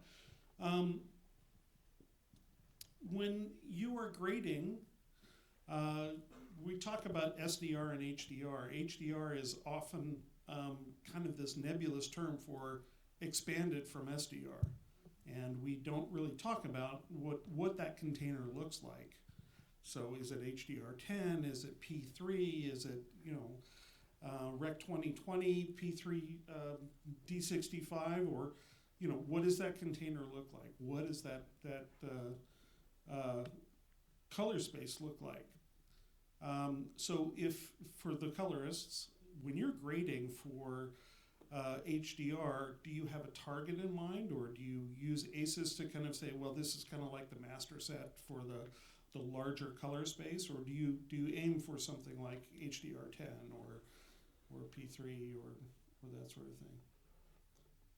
Who wants to jump Well, in? I think that you always go for the biggest, right? So I mean, as far as a target would go, right, it would be PQ. 1,000 nit is kind of standard right now. I think we might see that go higher in the future, but we don't really kind of push highlights higher than that. So kind of 1,000 nit at, for the longest time we've been P3, P3, P3, and the reason for that was because all the displays could hit P3, but Rec 2020 was, we got 90% of Rec 2020 or 92% of Rec 2020. I think this is the year where we're maybe going to start seeing that switch and really targeting Rec 2020 as the master, right? And then everything else is going to be derivative from that, at least in my workflows.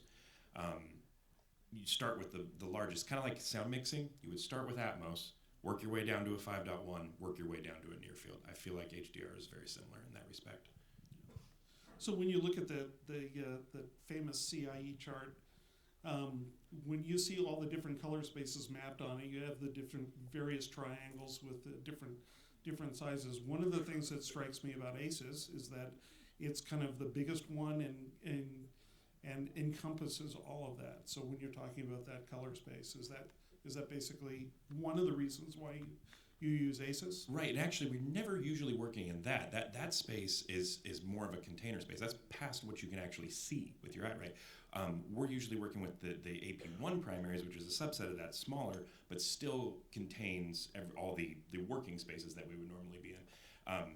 For the largest ACES gamut, that's to accommodate every single possible color, and then we can place that in there for archival and for transfer and delivery. Yeah, because every camera manufacturer has its own gamut and everything. So the ACES, AP0 has to be able to contain everything in there basically, and then you do your transformations from that. I think when it comes to as container goes, I agree with John. Is that it's nice to go from having more possibilities to just constrain yourself in the output, but on the specific of choosing Rec 2020 or P3D65, I don't think most of the time it's not the colorist's choice; it's the studio's choice. You know, it's like you're told that you have to deliver a certain master. Of the 3 shows that I have shown, 2 of them were P3, another one was Rec 2020. The funny thing is that the Rec 2020 was the one that had the least amount of color and brightness. You know, so just because they decided in their workflow and their archival text and their vault, etc., that that's the format that they want to go for. You know, so. So we're talking about deliverables then. When you're grading, are you grading for a certain range for like, I noticed that you had 3 different ranges. You had the 300, 600, and 1,000 nits. Or sorry, it was 900?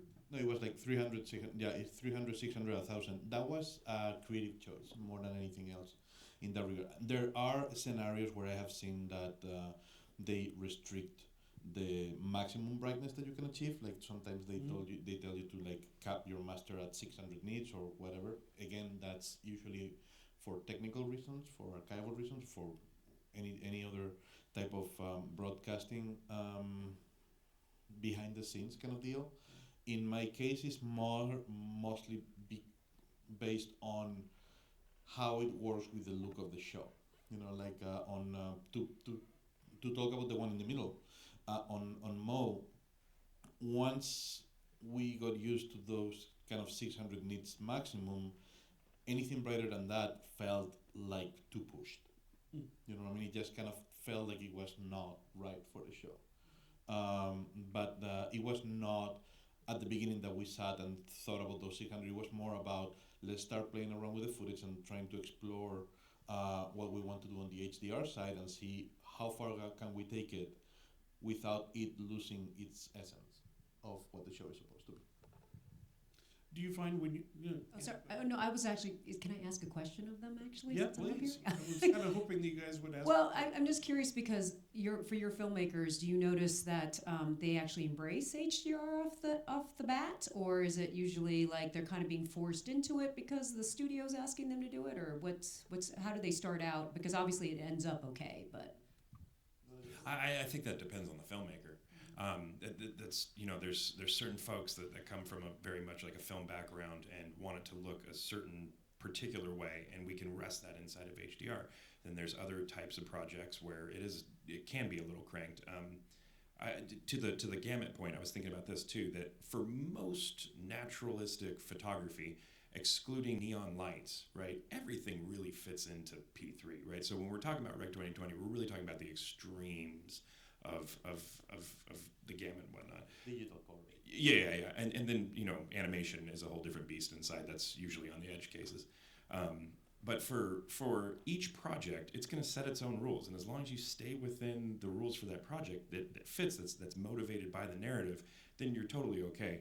I think also that as far as like HDR, if there's an aversion to it, I have a director that I'm working with right now. He goes, "I hate HDR." I said, "No, you hate bad HDR." And he's starting to warm up to it. So I think that is, the other way to look at it is like a wash of pure color or something like that. You use it as punctuation. Too much salt ruins the dish, but not enough, and it just feels bland. I would agree with that too. Most of the clients that I have that come in, they don't like HDR straight away. And the reason that they don't is because we haven't looked at it for the last 50 years, or whoever's been alive that long. And we haven't looked at it, and we're not used to it. So it's getting used to it, because it will bleed your eyes, it'll kill your retinas if you're not used to it and you don't expect that. And so it is about the salt, it is about the recipe and what you have to deliver. And I've always started in the largest container I possibly can. And when I first did HDR, my first job for HDR was Lemony Snicket for Netflix.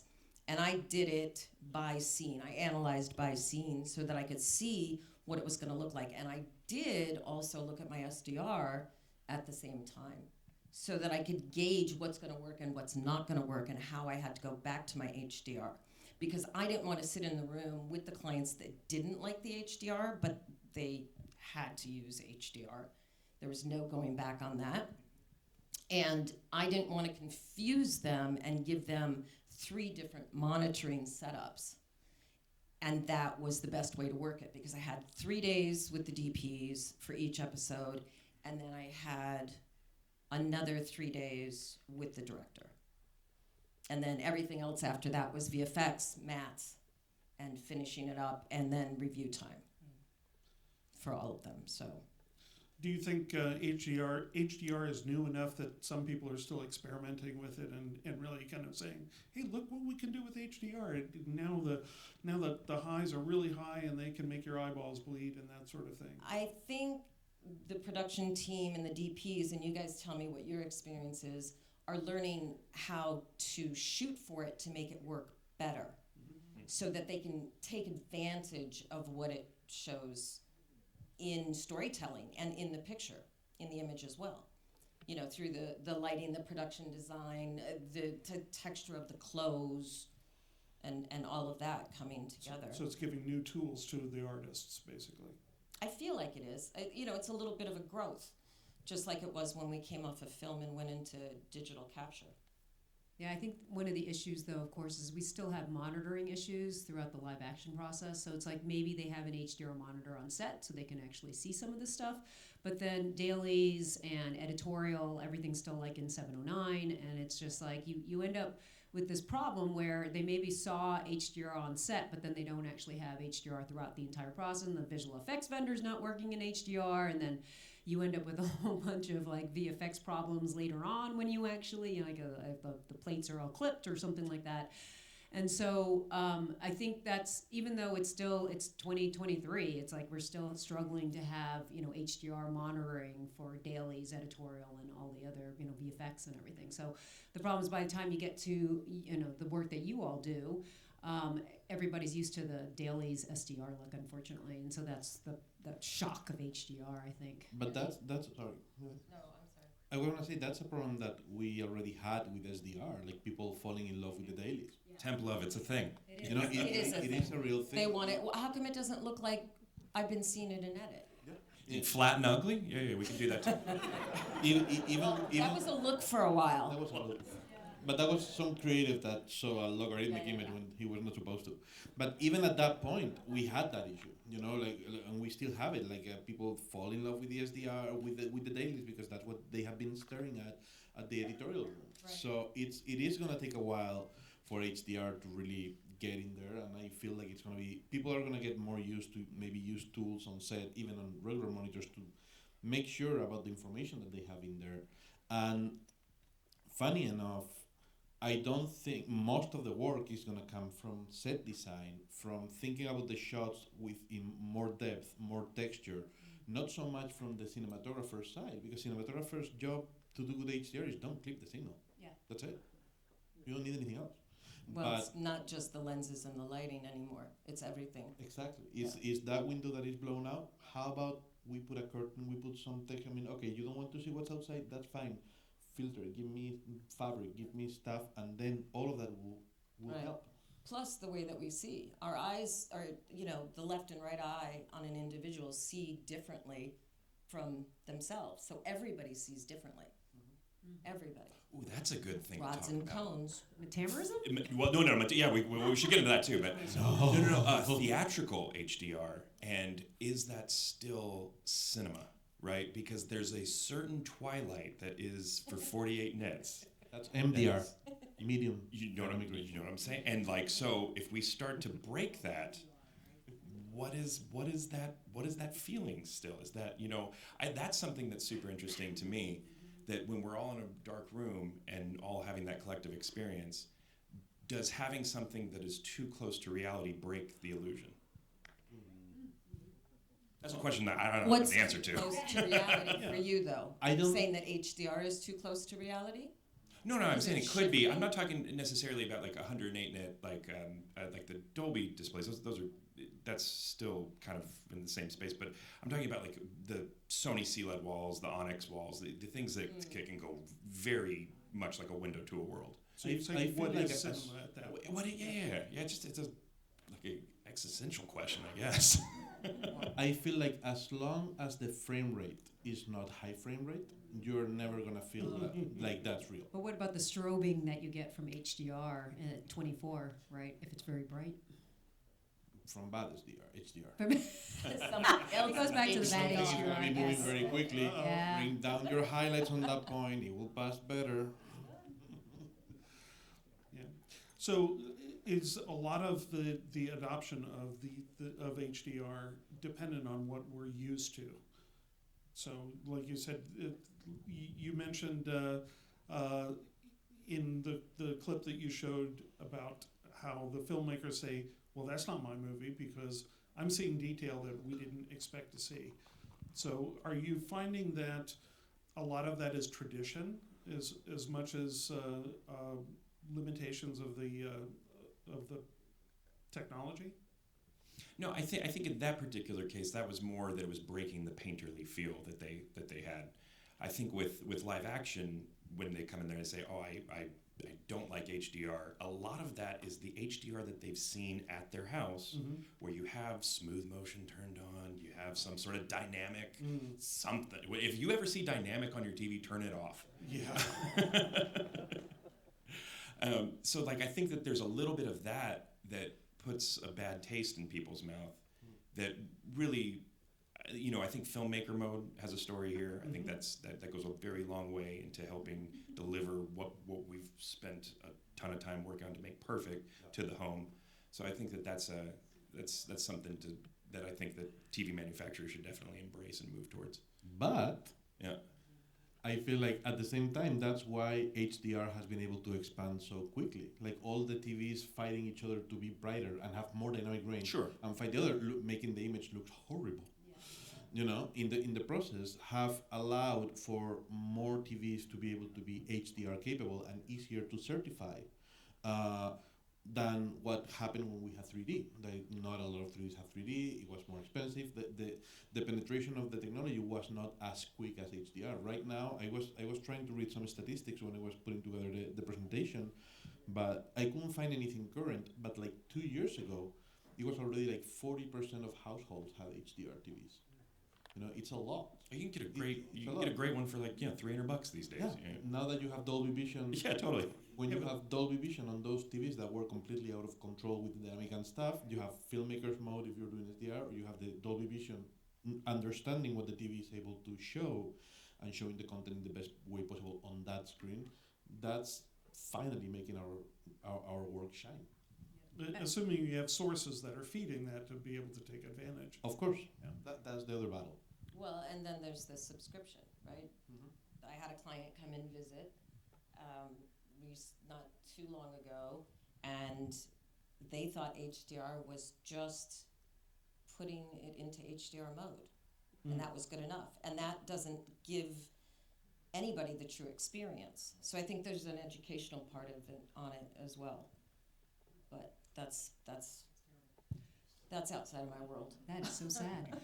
It's sad. Yeah, and actually, I just wanted to maybe put a little plug out there because you mentioned filmmaker mode, which I also worked on.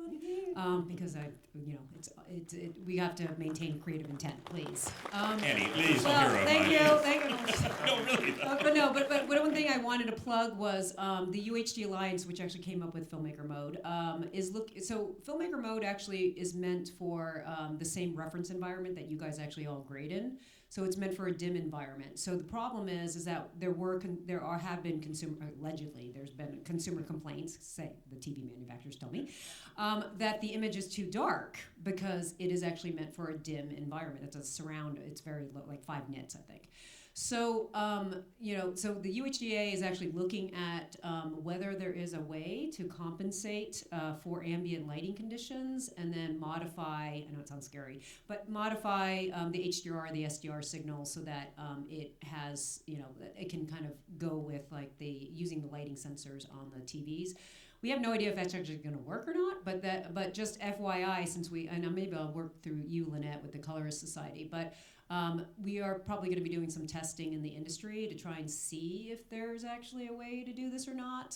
So I just want to throw that out there because the ambient lighting condition is what actually causes issues, I think, with the content because people don't understand how that interacts with what they see on the display. Probably as long as it's not dynamic. I mean, if you're able to sample the environment and just like, okay, I'm going to set it up at this brightness and just let it be, That's right, because we were talking about like you wouldn't want it like if it gets cloudy all of a sudden outside, and then all of a sudden your TV starts to dim down. You wouldn't want that. Exactly, no. But I mean, the idea is really a rough. Can you do something that helps to mitigate those issues? Because we want everybody to see the content the way it's supposed to be seen, but people have their shades open and it's high noon and everything. Well, I think that kind of speaks to everything to everybody in this room is just not being able to control the display of whoever is going to see what you're doing. That's why specs are so important. Exactly. I mean, we had the same problem with SDR, right? Just with regular old standard. NTSC, never the same color. NTSC, never the same color. But now it's even worse, right? With all the different display devices out there. Oh yes, and of course theaters too. Yeah. So shifting gears a little bit. So you touched on creative intent, and I'm kind of curious about the type of work that is coming your way. And I know that you're working in big studios, and I wanted to ask Lynette. You have a tough job because every set of requirements is different because every different contract that you get has a different background. I mean, so how do you approach trying to figure out how to deliver a good color grade. Yeah, well, that's an interesting thing because we were talking about creative intent and we're also talking about people falling in love with dailies, which is an interesting concept. So sometimes when I begin a project, I haven't even had a chance to talk to the DP. And I have to start with the dailies, see where they've gone, and then try and improve upon those. Sometimes I'm given CDLs, sometimes I'm not. Sometimes I have a show LUT, sometimes I don't.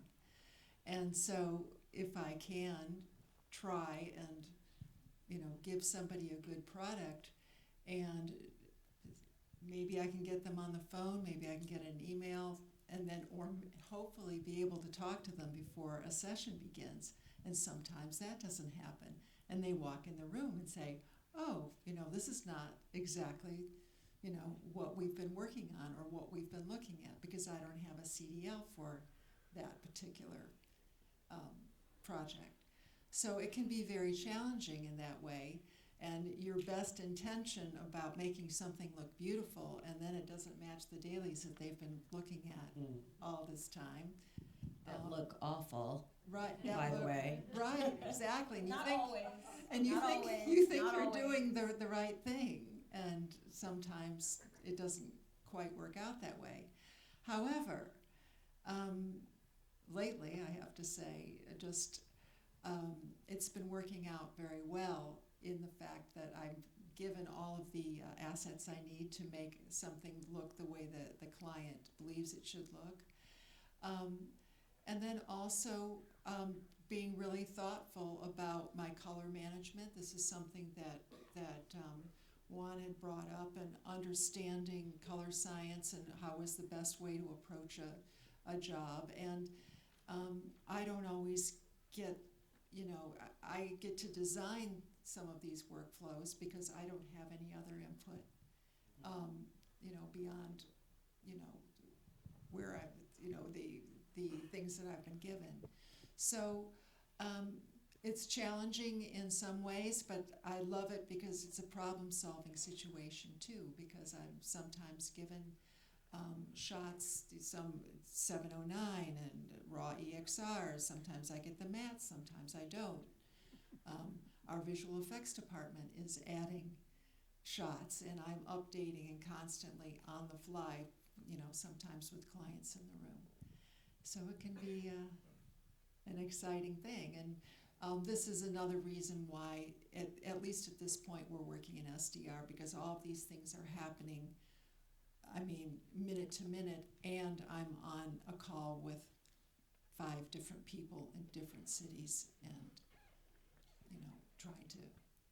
So we were talking a little bit earlier that a lot of times you inherit projects from other from other colorists or other DPs and that sort of thing. What makes your job easier?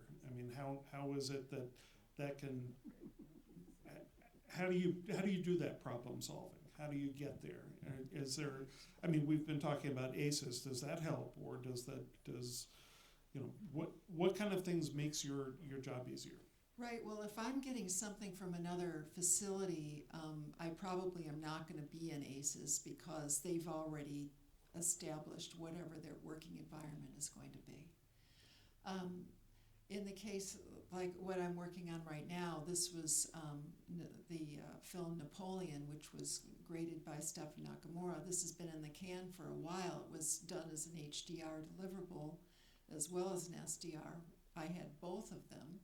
We, did the build, the conform on that.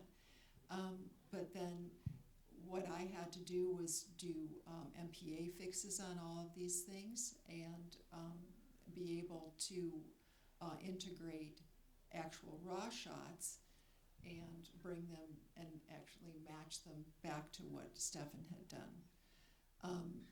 Each one of these particular situations is completely different. Now, in the case of, let's say it's a film that's being graded by Stefan Sonnenfeld, and he ends up doing the trailer, then I sit on Clearview and I watch the session from my room. I've already prepared the timeline that goes over to Stefan there for the trailer. I know exactly what the shots look like, what they're supposed to, or what the color science is for the shots. I watch what he's doing, and then when the render comes back, I have to make sure that the DCPs look like what he did. And that's a... Yes. 10 minutes? Wow, that was fast. Well, then I think at this point I want to open it up to questions from the audience. Does anybody have a burning question that they? Okay, over here on the right. Hey, so earlier you guys were talking about how on set the production team and DP have to kind of adapt to shooting HDR and how they're improving on that over the years. From the perspective of CG and rendering, kind of doing that same process from digitally through your software with your digital lights and digital assets, what are some kind of things that you guys would recommend to keep in mind for making sure your lighting and kind of rendering and getting everything ready so that we don't have issues like how one of you mentioned there was some show where they had gotten used to this SDR look because that whole CG team is monitoring an SDR, and then when you go over with this feature animation and you try to take it to HDR, it kind of is no longer matching that creative intent. I think similar situations that happen in the real world also are mimicked in, the software is so good now, it's basically mimicking what the photons are actually doing.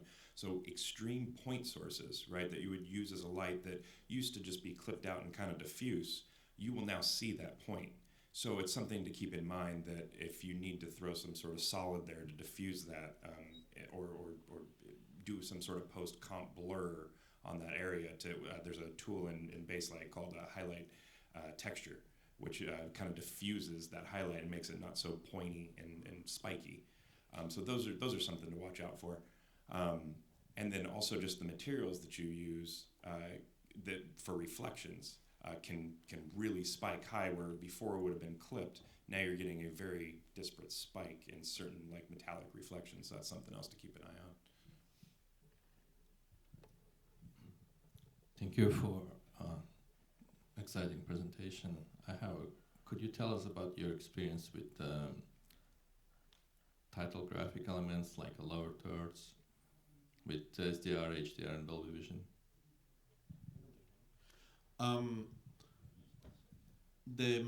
I would say it's important to know placement. Placement is going to be is going to affect it for sure. If you have something that is brighter behind it. I have scenarios where we have had text and graphics and overlays sitting at around 200 nits, 300 nits, something like that, something lower. You want to make sure that they still feel white and bright, but if all of a sudden you are, again, what I was mentioning before, color and light is subjective. If you have a scene that is going to be super bright and you have your text sitting at 200 nits, it might not be enough. Maybe that one has to be brighter. We have had situations where we tweaked slightly some of the credits, so some of them where they were in front of brighter surfaces will be a little bit brighter.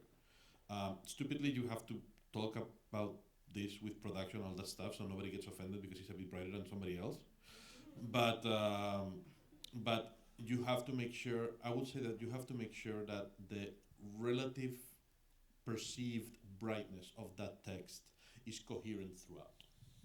I would say that. I think one gotcha. I think Juan's talking about white text right now, right? But one thing that is an issue, let's say you had a slightly tinted color, right? Like maybe it was very, very bright, but it was warm, right? So it was kind of like a yellowish title. If you go through the tone mapping step, it might just pull that to be white. And so that's something to watch out for. In that case, you almost have to put a separate correction on there and have a separate version that kind of puts that back into range. Because obviously you're not going to use your Dolby trim metadata for your text. It's going to be for the shot that it is underneath.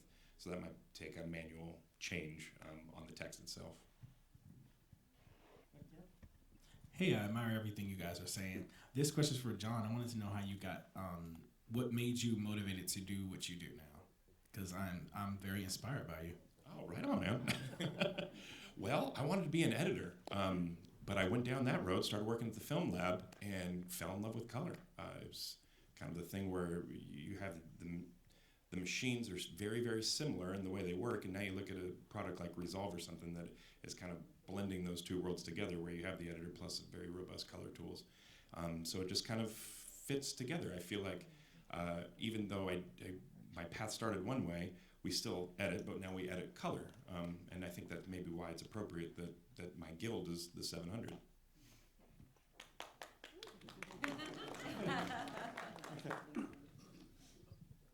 Hi there, Simon Yon, Technicolor Creative Studios. You guys all do very client-facing work, and they have a range of their knowledge of color grading, usually 0 to very little. What would you say is the most common thing you have to demystify for clients when it comes to color grading, especially when it comes to HDR?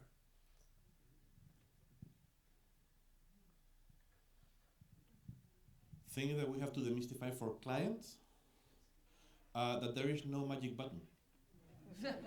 There is not make it pretty. It's not analyze? It's not make it pretty. Here's the magic button. That's because you work on company freedom. You guys say you have it, you don't have it. No, not anymore. No. Is that the off button? She went studio style. I want this to be a fair fight. Well, she left, so that's good.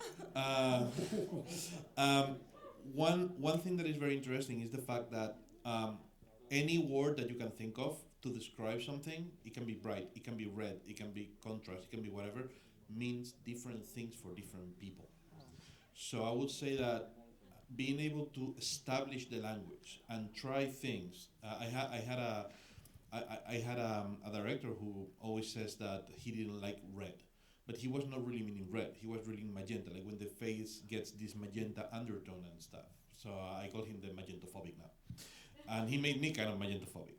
But that language is important. Like it doesn't. When somebody asks you for more density, they might be talking in filmic terms, but they might be meaning contrast on the shadows, not overall on the picture. So establishing the fact that you feel like you can just have a normal conversation with somebody and know exactly what they want, no. Most of the work is not spinning wheels, it's actually talking with another human being on concepts that should be straightforward but are not, and establishing that mutual language. So we talk about these displays all the time as, sort of the max 48 nits, 300 nits, 600 nits, 1,000 nits, sometimes higher. But in terms of placement of the content, average picture level or 18% gray, we traditionally it's always been kind of 10% of that maximum 48 nits is where kind of the average picture level is. Some are low, some scenes are brighter, some scenes are darker, but traditionally that 18% gray comes out, somewhere around 5 nits in SDR. In HDR, it seems to be all over the map.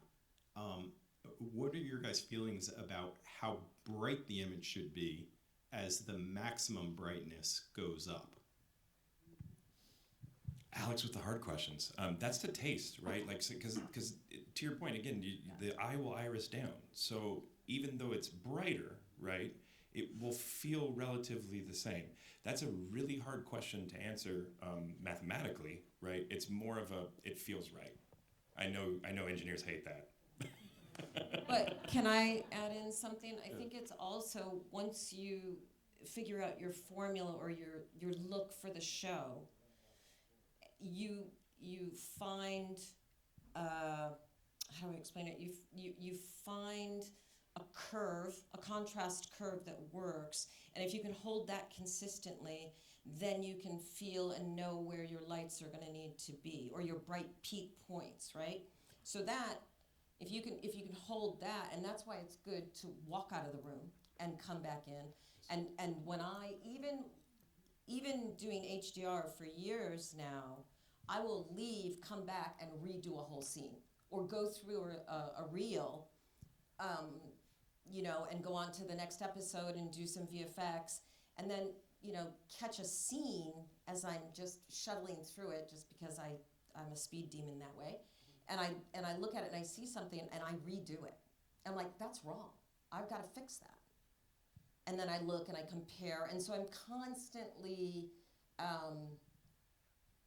analyzing the image with my eyes And every portion, every corner of that frame, everything is getting analyzed, from the colors to the tones, to the mids, to the lows, to the highs. Where's that falling?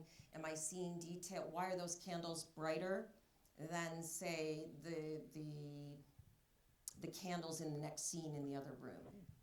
Or the lights down the tunnel, the specular detail is coming through in the highlight. Do I want to see that, or do I want to see the guy's face who's walking? So what am I going to do about that? Am I going to window it down? Am I going to key it, roll it off, highlight texture? You know, what can I do with that? And so that's how I gauge it. So at what point do you basically say, I've tweaked it enough and I don't have time to deliver it? You're never done. You just run out of time. You're never done. It's like No, they have to rip you out of the room. You can. I mean, you'll go crazy. I mean, if you're, I'm really OCD, but if I go that crazy, I should kill myself. That's crazy. I have to be able to figure out when to stop, when to move forward, and I have to pay attention to deadlines and the hours that I'm billing, because the client's paying for it. Yeah. Right? So.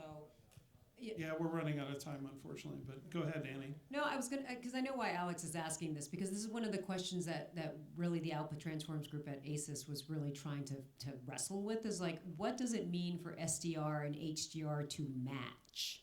You know, because it's like, you could have that sort of idea of like everything is the same across, and then you just open up the highlights for the HDR, or is the HDR supposed to be this like much brighter type of thing that's actually, you know, so it was one of the things that we wrestled with, and they did come up with something that was more like kind of the theory around ACES 1, but you know, just it's an interesting question. It's a hard thing because mid-gray is mid-gray, right? Yeah, It shouldn't yeah. stay, So shouldn't and stay everything there. else pivot around that. But So as you know, they're it seems like- calibrated, but they don't match.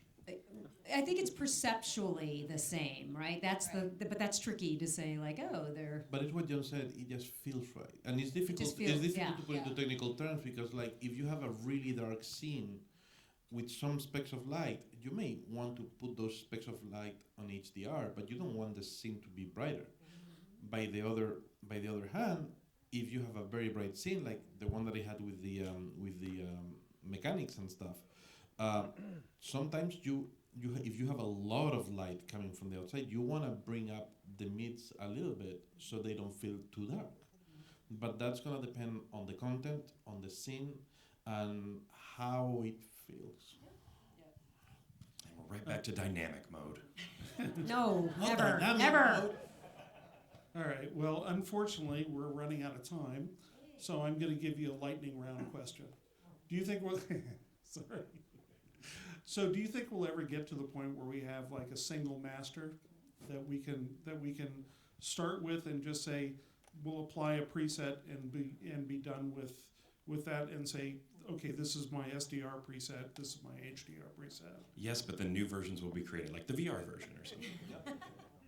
I do think we can get to the single master version. I think there's still going to be trim passes done though, so you don't need to capture that information. But I think you can do it, but there is a lot of education and equipment that has to be available for that to happen. I think we are kind of close right now with delivering like a PQ with metadata and all that stuff, but I don't think. I mean, you may deliver only one master, but that doesn't mean that you don't want to review what your metadata is doing to the other masters.